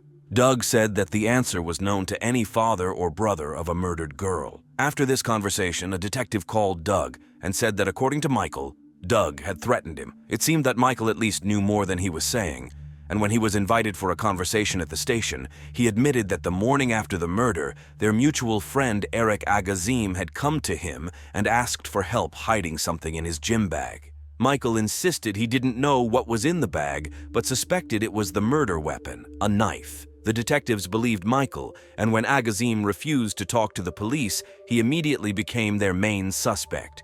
However, the investigators could not find any evidence against Eric, and the investigation stalled. For several years, there were no developments in the case. But one day, 5 years after Trisha's murder, Michael Gargiulo appeared on the Piccaccio family's doorstep. Clearly, he was still tormented by what he knew about the case, and he asked Trisha's mother if he could speak with her husband. The man wasn't home, so she let the boy wait for him. When Trisha's father entered the house, he immediately understood from Michael's face that they were in for a serious conversation. But before they could exchange even a few words, the door opened and Michael's father and one of his sisters came in. Without providing any explanation, they just took the boy away with them. Trisha's father immediately contacted the police and said they should talk to Michael again, but they were too late. Michael Gargiulo had left Glenview. Hollywood, 2001. 8 years and thousands of miles from the murder of Trisha Piccaccio. The bright lights of Hollywood have always attracted the young and beautiful. 22-year-old Ashley Ellerin was no exception. For a girl from a small town in Northern California, life in Los Angeles was full of opportunities, new acquaintances, and entertainment. Ashley studied at the Fashion Institute of Design and Merchandising. Naturally, she dreamed of working in the fashion industry. In the meantime, she loved having fun with her close-knit group of friends who always spent time together. One evening, the beautiful and smiling girl caught the eye of a rising Hollywood star, 23-year-old Ashton Kutcher. The young people had crossed paths at parties thrown by mutual friends, so when Ashton invited Ashley out to dinner, no one was surprised. They spoke on the phone and agreed that he would pick her up and they would go to a restaurant together. Ashton arrived at about 10:45 p.m. The lights were on in all the rooms, and the young man confidently knocked on the door, but the girl did not open it. He knocked again, but again there was no response. Ashton thought he was too late. Ashley got upset and left with friends. However, before leaving, he peeked through the window by the door. The apartment was a bit messy, but Ashley had just moved in, and that was quite natural. He also saw red wine spilled on the carpet. Not giving it much thought, Ashton went home. As we know now, it was not wine at all. The body of 22-year-old Ashley Ellerin was discovered by her neighbor early Thursday morning. The girl entered the house and almost immediately saw her friend lying on the floor, blue and covered in blood. Fearing that the killer might still be in the house, she ran outside and called emergency services. But she was in vain to hurry. The killer had long since disappeared, and it was too late to help Ashley. Detectives who arrived at the crime scene, Tom Small, were confronted with a gruesome sight. Even after so many years, they clearly remember seeing an enormous amount of blood, with Ashley lying a little further away. They marveled at the rage the killer must have been in to stab her 47 times. But what astonished the detectives even more was what they didn't see, any clues that would tell them which direction to move. Ashley's friends provided the detectives with one and only one hint in this case, telling them about a young man who had lived next door to Ashley a few months ago. He introduced himself to her as Michael, a heating and air conditioning repairman. When Ashley's friend's heater broke, they invited Michael over. When he appeared at their house, the young man mentioned that he was a professional boxer, but when he first arrived in Hollywood in 1998, like many other young people, he nurtured another dream, to make it big on the screen. Quite quickly, he achieved a certain level of success in this field, landing a small role as a boxer in 1999. He handled it excellently, but something strange happened behind the camera. He behaved distantly, maybe even a bit shy, and didn't talk to anyone, keeping to himself. He seemed to have two sides to his personality. On one side, he was a clumsy guy with a lot of insecurities, but upon closer acquaintance, it became clear, if he wanted something, he would achieve it at any cost, shutting off all emotions. Michael had even once been arrested for theft. And it was this manner of behavior that puzzled Ashley and her friends. Ashley was a beauty, always open to communication, but Michael never invited her on a date or flirted with her. It seemed as if he was interested not in her, but in the lifestyle she led. Hanging out with actors like Vin Diesel and Jeremy Sisto, he became fixated on her. This wasn't particularly strange in itself, but one time, Ashley's friend Justin caught Michael sitting in his car at night across from her house, watching her apartment. The next day, when Michael dropped by, Justin directly asked him what it all meant. Michael's response shocked him. He allegedly couldn't go home because FBI agents from Chicago were waiting there to take DNA samples from him in connection with the murder of his best friend's girlfriend. Naturally, Justin suggested that Michael give a DNA sample if he had nothing to hide. Unexpectedly, Michael put his foot on the couch and showed a knife in a sheath, hinting that he was involved in the murder. Justin got angry and kicked the guy out of the house. Ashley and her friends brushed off Michael's story as another one of his tall tales. But what no one knew at the time was that it was true. Besides being an aspiring actor, amateur boxer, and heating repairman, Michael Gargiulo was also the prime suspect in the murder of Trisha Pacaccio. When Michael Gargiulo left Chicago, Illinois, he surely thought he was leaving the murder of Trisha far behind. But wherever he went, a new body would appear. In 2005, 12 years after Trisha's murder and 4 years after Ashley's death, Gargiulo was living in the Los Angeles suburb of El Monte. By this time, the cases of both Ashley and Trisha had been largely forgotten. But by a sinister twist of fate, yet another young woman was found dead in her apartment just steps away from Gargiulo's new residence. 32-year-old Maria Bruno had come to the United States from El Salvador and married young. Maria and her husband were raising 2 children aged 4 and 5, and one set of twins when they made the difficult decision to separate. The children stayed with their father while Maria adjusted to her new life. One fateful day, an unknown assailant removed the protective screen from the kitchen window of her ground-floor apartment, grabbed a knife right there on the spot, and entered the bedroom where she was peacefully sleeping. A woman of delicate build, defenseless, she lay asleep in the bedroom of her apartment, the very place where she should have felt completely safe. This attack was a nightmare for any woman, but it also became a nightmare for any detective because the perpetrator left behind a horrific scene. The ferocity with which the unknown attacker assaulted Maria was phenomenal. Investigators quickly ruled out robbery and a sexual motive. As with Ashley, Maria had no enemies capable of such an act. But this time, the assailant left something behind. Near the apartment, forensic experts found a booty with a drop of Maria's blood and an unknown person's DNA on it. This was both a clue and a dead end. No other evidence was found. Detectives, Mark Littlefield, immediately realized that investigating this case would be challenging. What they couldn't know at that moment was that another woman would have to face the killer to solve this crime.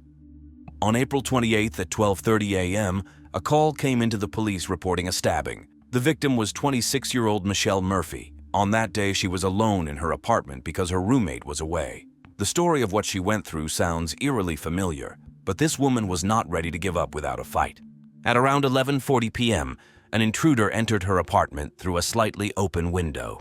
Once inside, he opened the front door, preparing an escape route. He then calmly walked to the bedroom. The man simply began stabbing Michelle, managing to strike her several times in the chest, shoulder, and right arm. Michelle woke up to the blows being inflicted by the intruder looming over her. For a moment, she didn't know whether it was a dream or if it was really happening. Realizing that she was in mortal danger, she tried to wrest the knife from him. She continued to attempt to grab the weapon, even as her hands bled from deep wounds. For a while, Michelle and the intruder struggled until she managed to pull her legs up to her chest and push him away. Understanding that he couldn't overpower Michelle, the intruder fled, not forgetting to say, "I'm sorry," before leaving. The perpetrator managed to escape before the police arrived, but during the struggle with Michelle, he cut himself with his own knife, leaving a long trail of blood as he fled. About 25 days after the detective sent the blood sample to the lab, forensic experts reported a DNA match. The DNA matched Michael Gargiulo perfectly. Within 24 hours, Gargiulo was arrested and charged with attempted murder. What stunned the detectives was where he lived, right across the street from Michelle. But Gargiulo's arrest for the attack on Michelle was only the beginning. The investigation would finally connect a series of unsolved murders that had begun 15 years earlier. It was evident that Michael Gargiulo wasn't particularly surprised when he was arrested by Sergeant Richard Lewis for the attempted murder of Michelle on the evening of June 6, 2008, as he specifically asked which department the officers represented. The fact that he wasn't sure which crime he was being arrested for was intriguing in itself. His question had a basis, as Michael Gargiulo's DNA had been found in the national database. It was entered there by the Cook County Police in Illinois. The Santa Monica detectives contacted Illinois investigators to find out why they had done so and learned that Gargiulo was suspected of murder. The Santa Monica investigators discovered that in 2002, Cook County Police, who had continued to investigate the Tricia Pacaccio case, asked the Los Angeles police for help in obtaining Michael's DNA. By an amazing coincidence, they approached Detective Tom Small, who was investigating Gargiulo's involvement in the murder of Ashley Ellerin. It took the detective over a year to locate the elusive air conditioning repairman, linking him to Tricia's case. And 5 years later, that very DNA sample would help connect Gargiulo to the attack in Santa Monica. But that was far from the end of the story.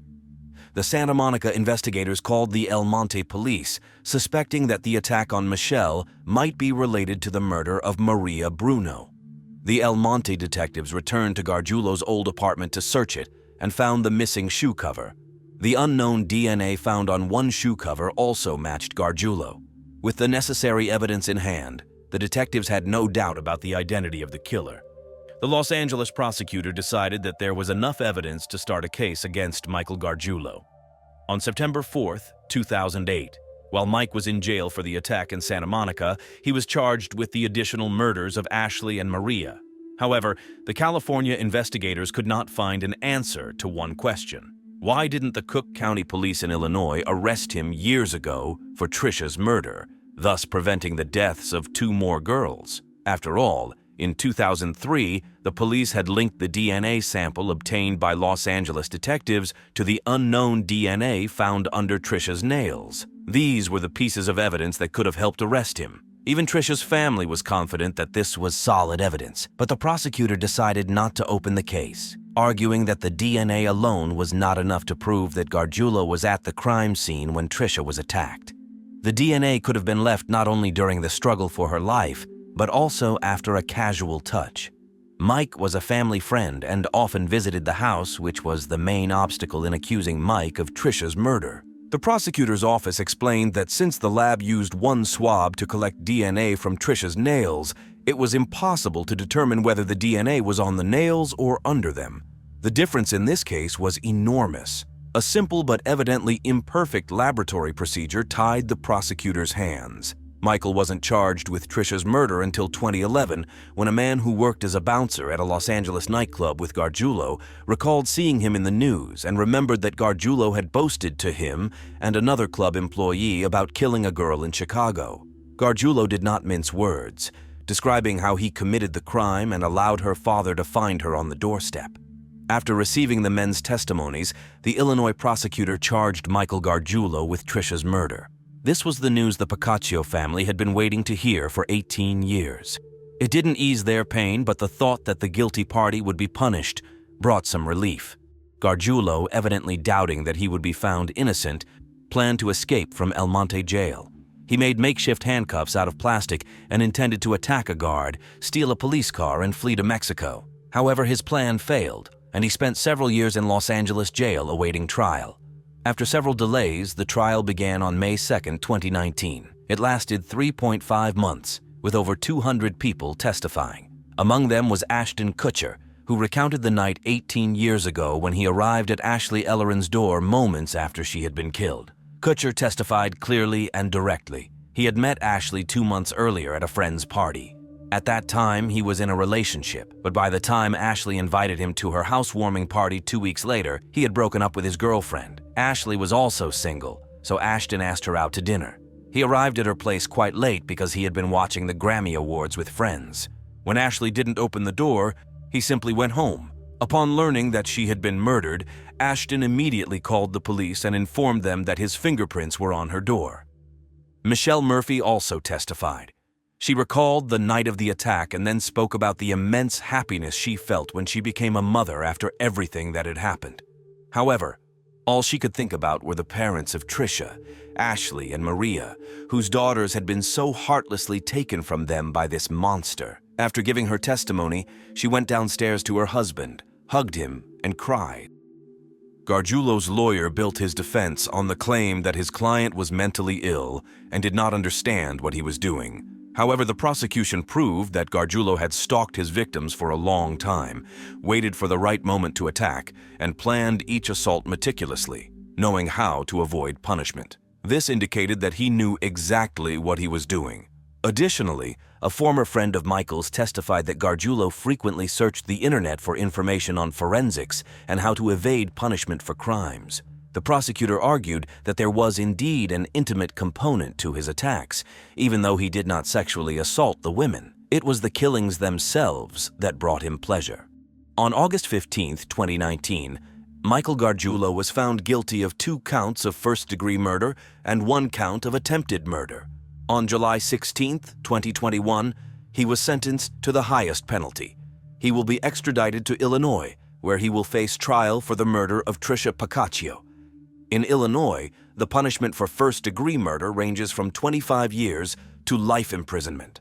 The psychologist who was asked to analyze Gargiulo's attacks stated that the similarities between the crimes allowed for identifying the characteristic features of his murders. First and foremost, there was the audacity of the attacks. He did not strike in the dead of night but chose times when neighbors or passers-by could see him. Additionally, attacking with a knife involved very close contact, allowing him to look his victims in the eyes. What he did to the young women allowed him to strip them of their identity and humiliate their human dignity.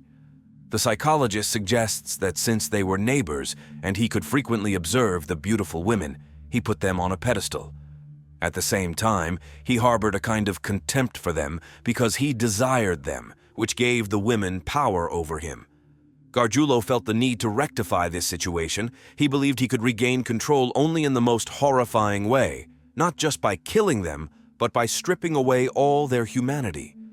During one of the interrogations, Michael remarked that just because 10 women were killed and his DNA was found on them, it didn't mean he had killed anyone.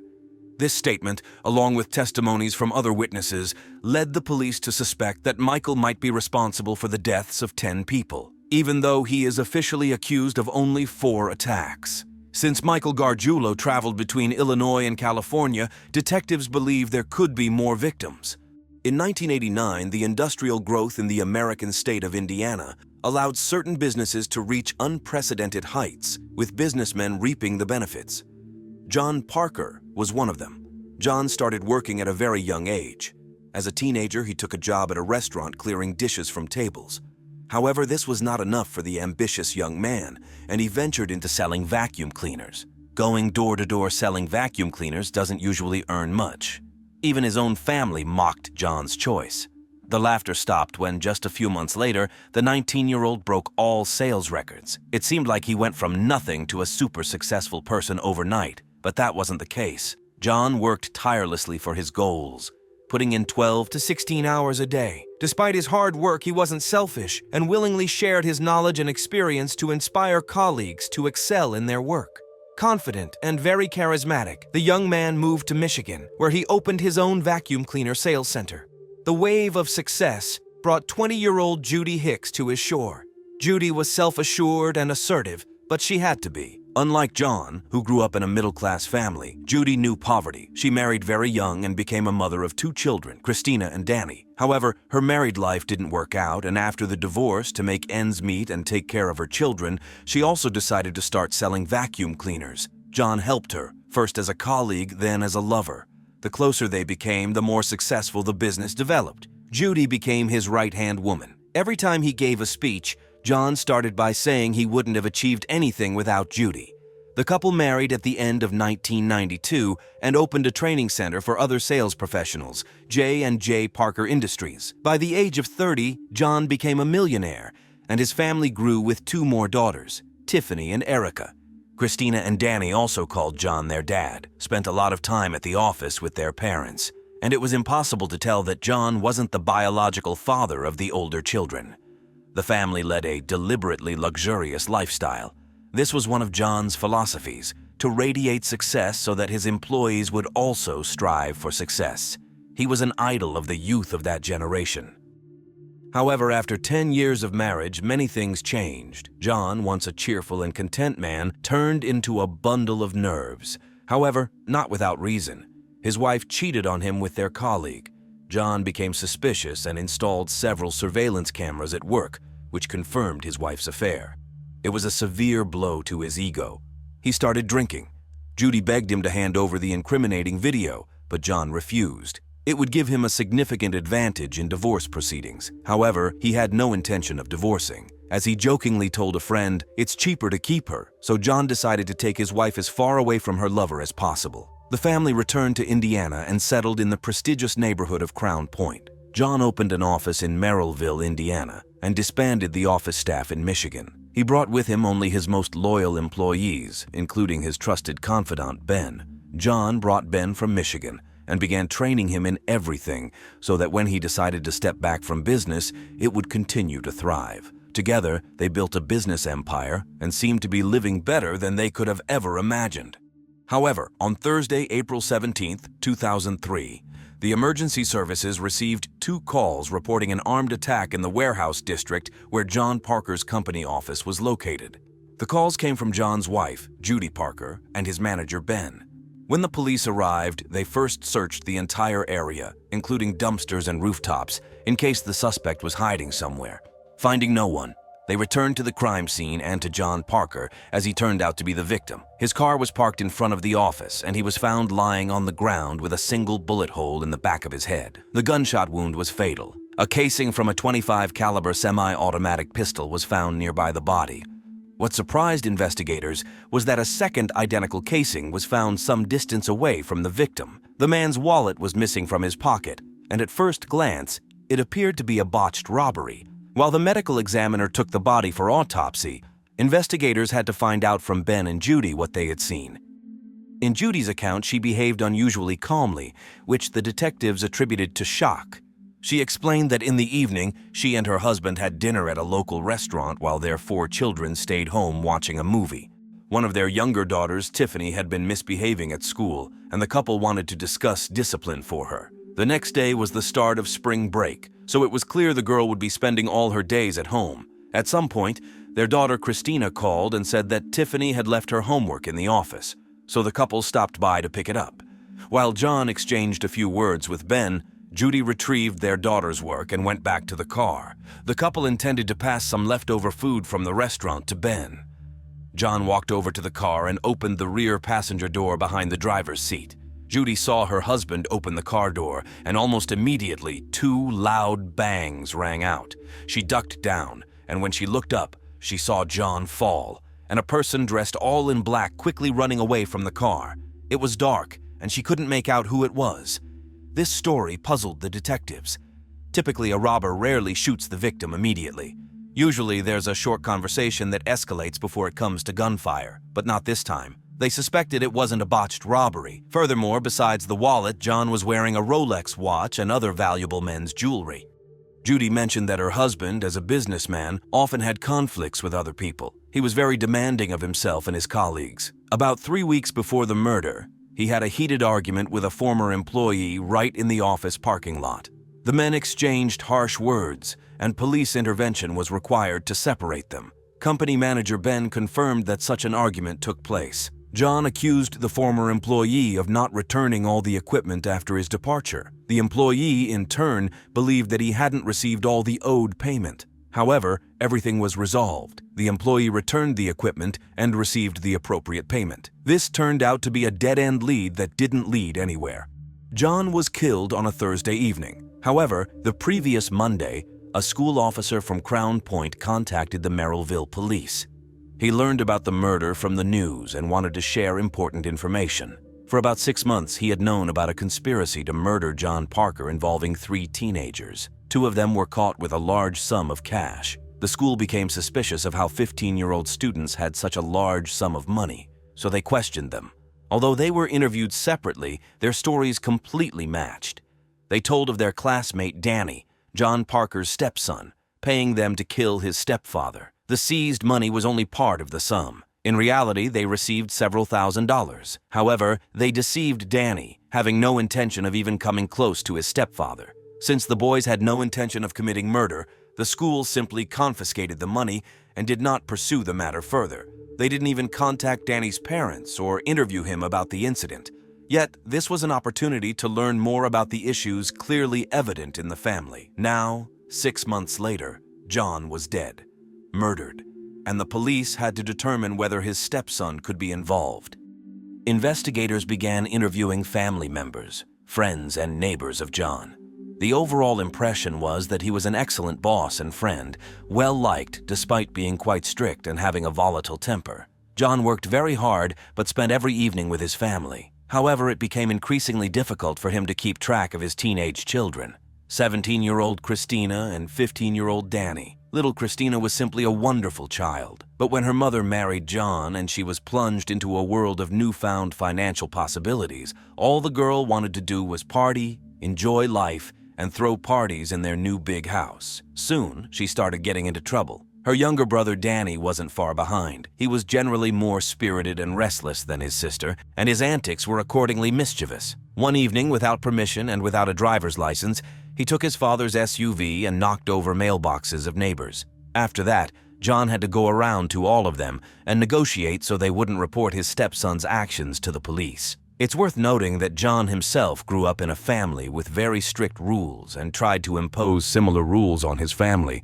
so that the older children wouldn't get into trouble with the law. Of course, the teenagers didn't like this and rebelled. And what about Judy? She preferred to be a friend rather than a mother to Christina and Danny. The parents seemed to be clearly divided into good and bad cops. What was most horrifying was that the younger girls saw the atmosphere in the house unfold and also didn't listen. After learning about the family situation, investigators hurried even more to find the two classmates of Danny and interview him himself. Danny did not deny conflicts with his stepfather, who tried to raise him as best he could. He admitted to giving money to his classmates, but not to kill John, just to scare and beat him up. And he had the money simply because he had been saving it for some time. Danny was still detained, and detectives had to find out if two teenagers accidentally killed John while trying to scare him. It turned out that one of the boys was in prison on the day of the murder, and the other lived in Las Vegas with his grandmother. Detectives went to Vegas and spoke with the teenager. He insisted that Danny had tried to persuade someone to actually kill his stepfather. But he and his friend tricked Danny and took the money without intending to commit murder. Police confirmed that the boy was in Vegas on April 17th, so this turned out to be another dead end. Danny was released home. Meanwhile, John's farewell took place. The man himself liked to repeat that people would forget your name, forget what you said, but they would not forget the feelings you evoked in them. At his funeral, everyone remembered what a wonderful person he was and how positively he influenced those around him. But someone directly stated that the worst part wasn't that John lay in a coffin, but that the person responsible for his death was probably in the same building with them. It was an unpleasant, oppressive feeling shared by everyone. But a week later, the image of the perfect family took another hit when a colleague of John's revealed a new lead, this time involving his stepdaughter, 17-year-old Christina. An employee of J&J Parker Industries disclosed that Christina, who also worked in her parents' company, approached him to find a hitman to kill her stepfather. For her troubles, she gave him $100 and handed over an additional $500 as a down payment for the hitman. Incredibly, this was another plot to kill John, which ended with Christina being deceived once again. However, suspicion now fell not only on Danny, but also on Christina. The girl denied everything, claiming she simply complained to her colleague about her stepfather, and he misunderstood her. Without details from Christina regarding the money exchange, investigators again hit a dead end. Was this a coincidence? Or had the teenagers conspired and were hiding a much darker plan? Several weeks later, a month after John Parker's murder, the police stumbled upon another lead leading to Christina's classmates. Under pressure, they confessed to selling a weapon to Christina that was used for shooting practice on a family farm. Officers found a tree with bullet marks on the farm, and on the ground, they discovered casings. Ballistics analysis confirmed that the casings matched those found at the crime scene. Now the police could link Christina to the purchase of the weapon, but the girl simply denied everything. And since the police didn't have the murder weapon in hand and Christina had an alibi, she was watching a movie at home with her younger sisters, they couldn't prove that she killed John. So who pulled the trigger? The circle narrowed around family members, but for the prosecutor it wasn't enough. There was only a conspiracy, but no weapon and no person to pin it on. Meanwhile, without John, his family and business gradually fell apart. Judy spent all her time with her new boyfriend Ben, John's right-hand man. The children were forced to take care of themselves, cooking and cleaning the house. This spoke volumes because after a tragedy, a parent instinctively seeks to spend more time with their children. Judy did just the opposite, indicating she wasn't truly attached to her husband or children. The business also declined, and Judy and the children struggled financially. Judy was supposed to receive $1 million from 2 of John's insurance policies, but because the investigation was ongoing, the insurance company refused to pay her. Judy and Ben moved with the younger girls to Michigan. Danny and his biological father went to Arizona, where the boy found work on a construction site. Christina, expecting her first child, stayed in Indiana with her boyfriend Eric. Only John's close friends and family continued to push for the investigation to continue, which it did without ceasing. In 2007, 4 years after John's murder, a detective from the narcotics department contacted one of the investigators on the case. He informed them that Christina's husband, Eric Grabsky, was involved in a drug-related investigation, and there was already a warrant out for his arrest. Detectives seized the opportunity to glean new information about the old case. They speculated that the hope of a deal with the prosecution would loosen Eric's tongue, and they were not wrong. Eric knew who killed John. The triggerman turned out to be Christina's younger brother, Danny. The question was whether Christina would confirm her husband's words. Eric called her and she agreed to come to the station. She stated that her stepbrother Danny had killed her stepfather. However, initially she tried to downplay her role, minimizing her involvement in the case. But investigators had already determined that she purchased the weapon, and it was she who called her parents about her sister's homework, even though school holidays, including Easter, were starting the next day, so there was no rush to collect Tiffany's homework. Therefore, detectives knew that Christina played an active role in the murder. They pressured her, and she confessed that she knew about all the conspiracies to kill John. She, her brother, and her mother had spent over a year trying to find someone willing to kill John, spending several $1,000s on their search. But after multiple unsuccessful attempts with incompetent contractors, they decided that Danny would do it. Detectives flew to Arizona, where Danny lived and worked. When an investigator approached him and mentioned being from Merrillville, Danny visibly softened. The detective asked, "Do you know why I'm here?" To which Danny replied, "I'm ready to tell everything." It was clear that this weighed heavily on him, and he regretted what had happened. Here's what he revealed. The murder of John was Judy's plan. She constantly told the children that she couldn't live with John anymore, that he mistreated her and was abusive. However, when Danny was asked if he ever witnessed such behavior towards his mother, he couldn't recall anything of the sort. Moreover, the police never responded to the family's address. Also, the mother promised the older children that life would be much better without John. They would have money and no control from a strict stepfather who demanded that the children study well and behave properly. Initially, Judy attempted to poison her husband personally, but she failed. Then she and the children began looking for someone willing to carry out this job for money. However, finding a killer and buying a weapon required money. To secretly obtain such large sums from her husband, Judy forged company checks. She stole $7,500 and John was about to find out about it. Ultimately, Judy decided they would do everything themselves. She devised a plan in which all 3 would have alibis. The mother decided her 15-year-old son, Danny, would commit the murder. Christina's role was to call and lure John to the office. Christina gave Danny the keys to her car, even though he didn't even have a driver's license yet. The accomplices took a huge risk, and at any moment, things could have gone awry. Nevertheless, the teenager climbed out of his bedroom window to avoid being noticed by his younger sisters, got in the car, drove to the office, and waited. He saw the parents arrive, hid behind a dumpster, and waited for an opportunity to shoot. When John approached the car and opened the door, Danny ran up and fired. The gun accidentally fired a second time when he tried to reach for the man's wallet, hence the second shell casing being far from the body. This clarified one of the mysteries that had been troubling the investigators. Danny then fled, got into the car, and quickly returned home, where Christina awaited with a bag into which he placed his clothes, the weapon, and the wallet. He took a shower, and they didn't discuss it further. Christina later handed the bag to her mother, and Judy disposed of it. Following Christina and Danny's confessions, both were arrested. Now the police had to arrest the puppeteer behind her husband's murder, Judy Parker, but the police had absolutely nothing against her. Fortunately, her children agreed to testify against their mother in exchange for reduced sentences. Then Judy decided to confess her guilt in 2009. Christina was sentenced to 5 years in prison for her role in the crime. However, after her release in 2013, she died of a drug overdose at the age of 27. Danny was sentenced to 23 years. He was released 3 years after his sister in 2016. Judy was sentenced to 33 years in prison. She was released in 2023. Judy spent her entire life as a sales agent, and she certainly found a way to sell the idea of murder to her own children. Most likely, she manipulated them for years, and only when they were distanced from her could they clearly see the whole picture. Of course, Judy could have divorced, but she would have received only half of the property and wouldn't have received the $1 million from the insurance.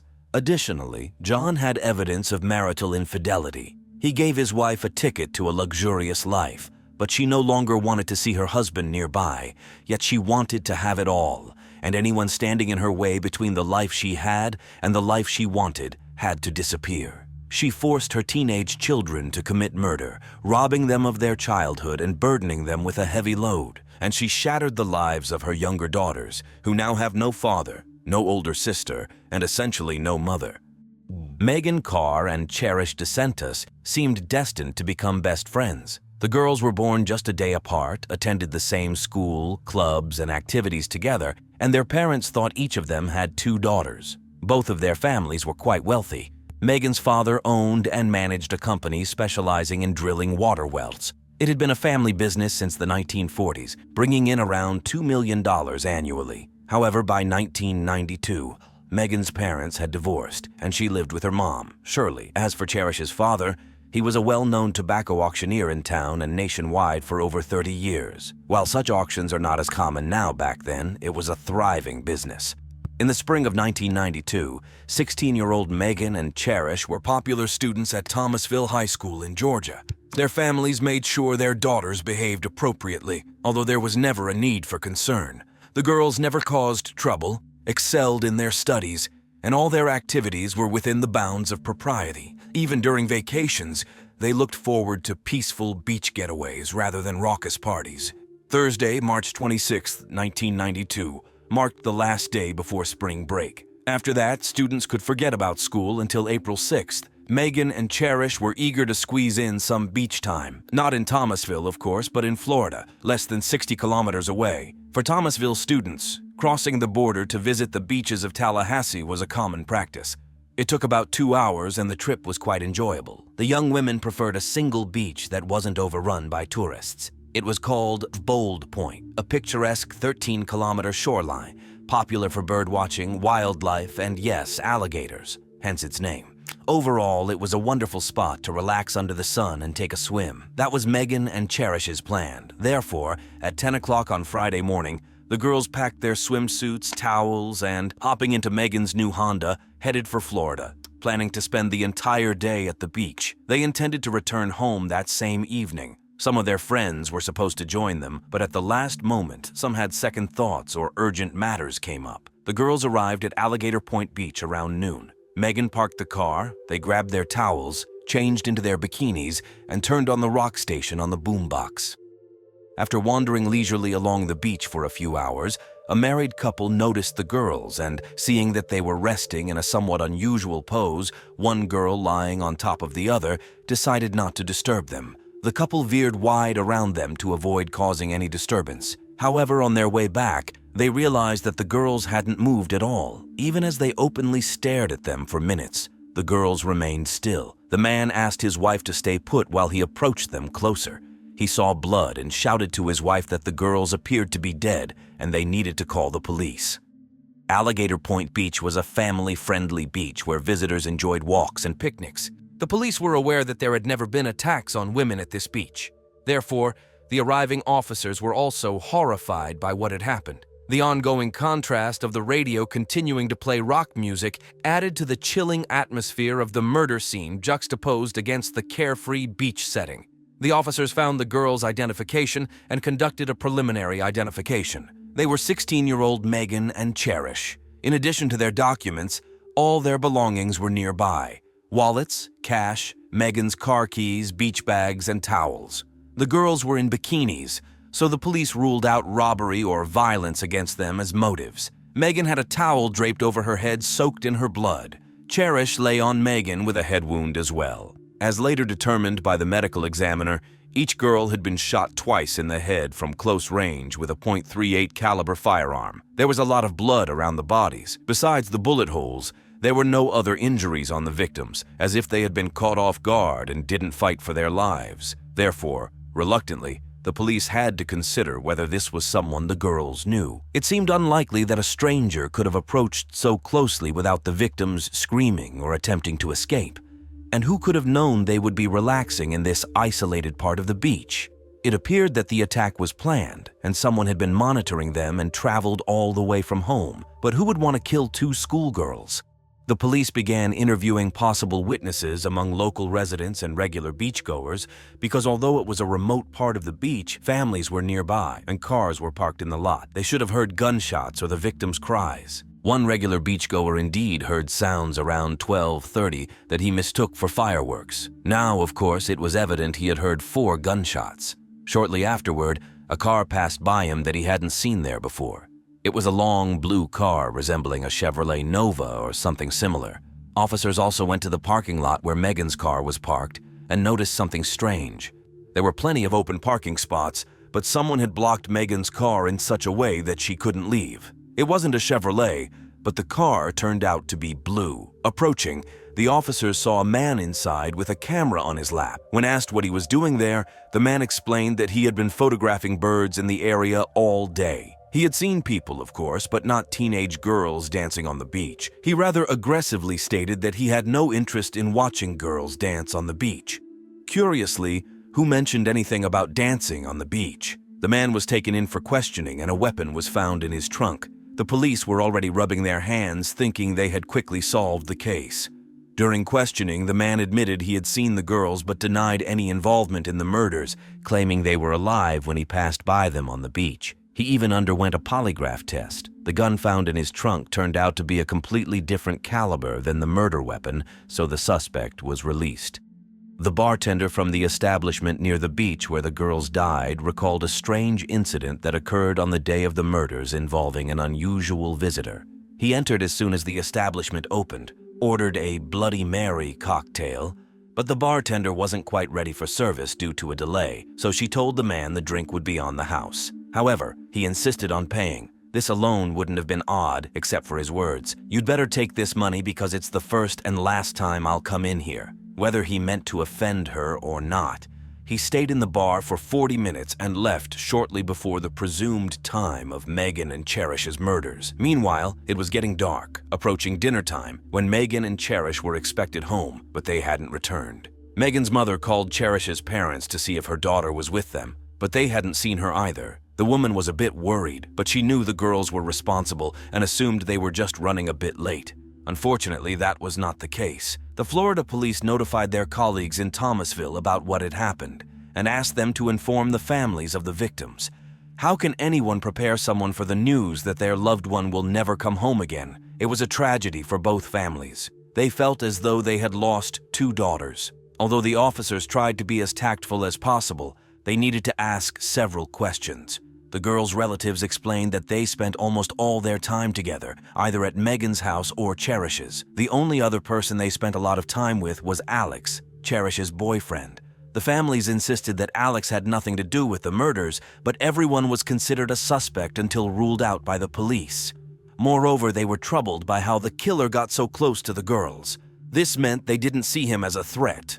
Therefore, suspicion fell on Alex next. But he seemed genuinely grieving, just like everyone else, unable to believe they were gone. The police were convinced that Alex must have known where the girls would be hanging out. He replied that he could have found out if he wanted to, but they never discussed it. Additionally, when Megan and Cherish went to the beach, He was at work in the factory. His colleagues indeed confirmed the young man's alibi, so the police left Alex alone and allowed him to mourn the loss of his girlfriend and her friend. The police had no solid leads and disclosed almost nothing to the public. Therefore, all sorts of wild rumors circulated about the motive for the murders. Some speculated that the girls were random victims of drug smuggling, with smugglers landing on the beach and killing unwanted witnesses. However, there was no evidence of any boat landing on the beach. Others recalled that the beach used to be a nudist beach and suggested the girls might have been targeted for occasionally sunbathing topless there. But Megan and Cherish were in bikinis, so this theory didn't make sense. The most plausible theory was that someone was upset about Cherish's father's tobacco business, perhaps due to a failed deal, and took out their anger on his daughter. However, the police couldn't find any evidence to support this theory. Time passed, and the police couldn't make progress. There was neither a motive nor evidence to find the culprit. Even experienced police officers didn't know what to do. Meanwhile, societal pressure was mounting. The only lead that demanded substantial police resources was the blue Chevrolet Nova. Police spoke with all owners of similar blue cars in the state of Florida. In Georgia, they couldn't do this because in 1992, the state lacked a database of car colors. Officers went door to door, interviewing car owners. Several times they felt they were onto something, such as when they discovered that an owner of a similar model lived across the street from one of the girls, or when they found a former convict acting suspiciously at the crime scene. But all these promising leads didn't amount to anything. Suddenly, a woman called the sheriff's office in Tallahassee. She claimed to know who shot the girls because she was on the beach when it happened. This call was a godsend for the police, giving them renewed hope that the case would be solved. She said the man's name was Sam Haynes, and he lived near the beach. However, when asked to identify herself, she hung up. She had called from a payphone, so tracing her location was impossible. Although the police desperately wanted to find her, as she confessed to being involved in the crime, they couldn't locate her. It turned out that despite Sam living near the beach, he was actually working at a construction site in Atlanta, Georgia, 6 hours away from the crime scene. Investigators suspected Sam might have followed the girls when they drove that day. Upon learning he was being sought, Sam contacted the police himself. He claimed he was at work in Atlanta on March 27th and insisted someone was lying about him. Sam suspected it was Linda, his ex-wife's sister. As it turned out, Sam was not mistaken. Linda accused her former brother-in-law of the high-profile murder of the two girls as revenge for mistreatment of her sister. It's remarkable she took this step, considering she could have been arrested herself. In any case, detectives spent a lot of time in vain. If it weren't for the next crucial event, they wouldn't have solved the case no matter how hard they worked. On Friday, May 15th at 10 a.m., the sheriff's office received another call. It was a resident of Tallahassee claiming to know who killed Megan and Cherish. The killer was her ex-boyfriend, Robert Neil Rodriguez. This sounded familiar to the investigators, who had lost hope of it being anything other than another scorned ex. So they asked her why she thought he had killed someone. But the woman said he confessed himself. Robert had called her the previous evening and told her everything, convincing her he was serious. He begged her to wait until the next morning to call the police. She kept her promise. One detective thought the man's name sounded vaguely familiar and reviewed the list of people involved in the case. Robert's name was indeed on it because he owned a blue car, though not a Chevrolet Nova, but a 1979 Plymouth Volare, a model very similar to the Chevrolet. The caller couldn't provide any more information, particularly about Robert's current location, but she knew he planned to leave town and was armed. She added that he had previously lived with his mother in Tallahassee, about an hour's drive from Alligator Point Beach. Robert's neighbors confirmed he had moved out of the apartment on May 2nd or 3rd. During the search of his apartment, books on death and other items suggesting a specific, possibly depressed state of mind were found, but no weapon. The police stations around the country were informed of the new suspect's description. Meanwhile, the investigators tried to recall what Robert had told them that caused them to strike his name from the suspect list. But as they began to delve into his past, they were horrified to realize that he was a former police officer from Portland, Oregon. He served in the police force for 2 years, from 1975 to 1977. The officers were shocked because the murderer who committed such a terrible crime could have been one of them. When they approached him about his blue car, he immediately claimed to be a former police officer himself and offered to undergo a polygraph test. But the police stated that it was just a routine check and left him alone. As it turned out, they were wrong. Incredibly, just 8 hours after the woman's call at 6 p.m., the police phone rang again. This time, it was a man introducing himself as Robert Neil Rodriguez. Being a former police officer, he immediately provided his driver's license number to prove it was really him. Then Robert convinced the officer that he was the one who committed the murder. He simply confessed. Robert provided the police with information known only to the killer. For example, the fact that Megan had a towel on her face. He even said he was calling from a payphone on the road in New Mexico, heading to the Grand Canyon National Park, driving his Plymouth. Robert's voice sounded so detached and subdued that detectives feared he might do something foolish. Detectives asked him to surrender to help him, but Robert said it was too late for him and he wouldn't go to prison. He feared that as a former police officer, he would have a hard time in prison. Detectives hurried to find the man, but were also afraid to show his photo in the news. They feared that if Robert's photo appeared in the news, he might do something irreversible, or someone else might take matters into their own hands. The next morning, on May 16th in New Mexico along the route to the Grand Canyon National Park, a blue Plymouth was found on the highway. The license plates on the car were from Utah, but when they checked them, it turned out they had been stolen on May 8th from a parking lot in Utah. The car was just parked on the highway. Inside sat a man who matched the description of Robert Rodriguez. He looked as though he had lost consciousness. A vial with a white substance dangled from a leather lace around his neck, and a handwritten note lay on the dashboard. The note was addressed to anyone who found the man. In it, Robert, confirming it was indeed him, wrote that he had taken cyanide and under no circumstances should anyone try to revive him with artificial respiration, as the rescuer might get poisoned themselves. On the passenger seat was a notebook, where Robert explained in more detail that he had consumed cyanide mixed with scotch for the parents of Megan and Cherish and to avoid imprisonment. There was a gun in the car, but it was a .22 caliber, not the one used to fire the deadly bullets. However, the most intriguing part was that according to Robert's final promise, the Florida police should expect a letter from him detailing how and why he killed the girls. When the parents of the girls heard the news, they were shocked and puzzled. Megan's father wondered, could they have hired a former police officer as a hitman?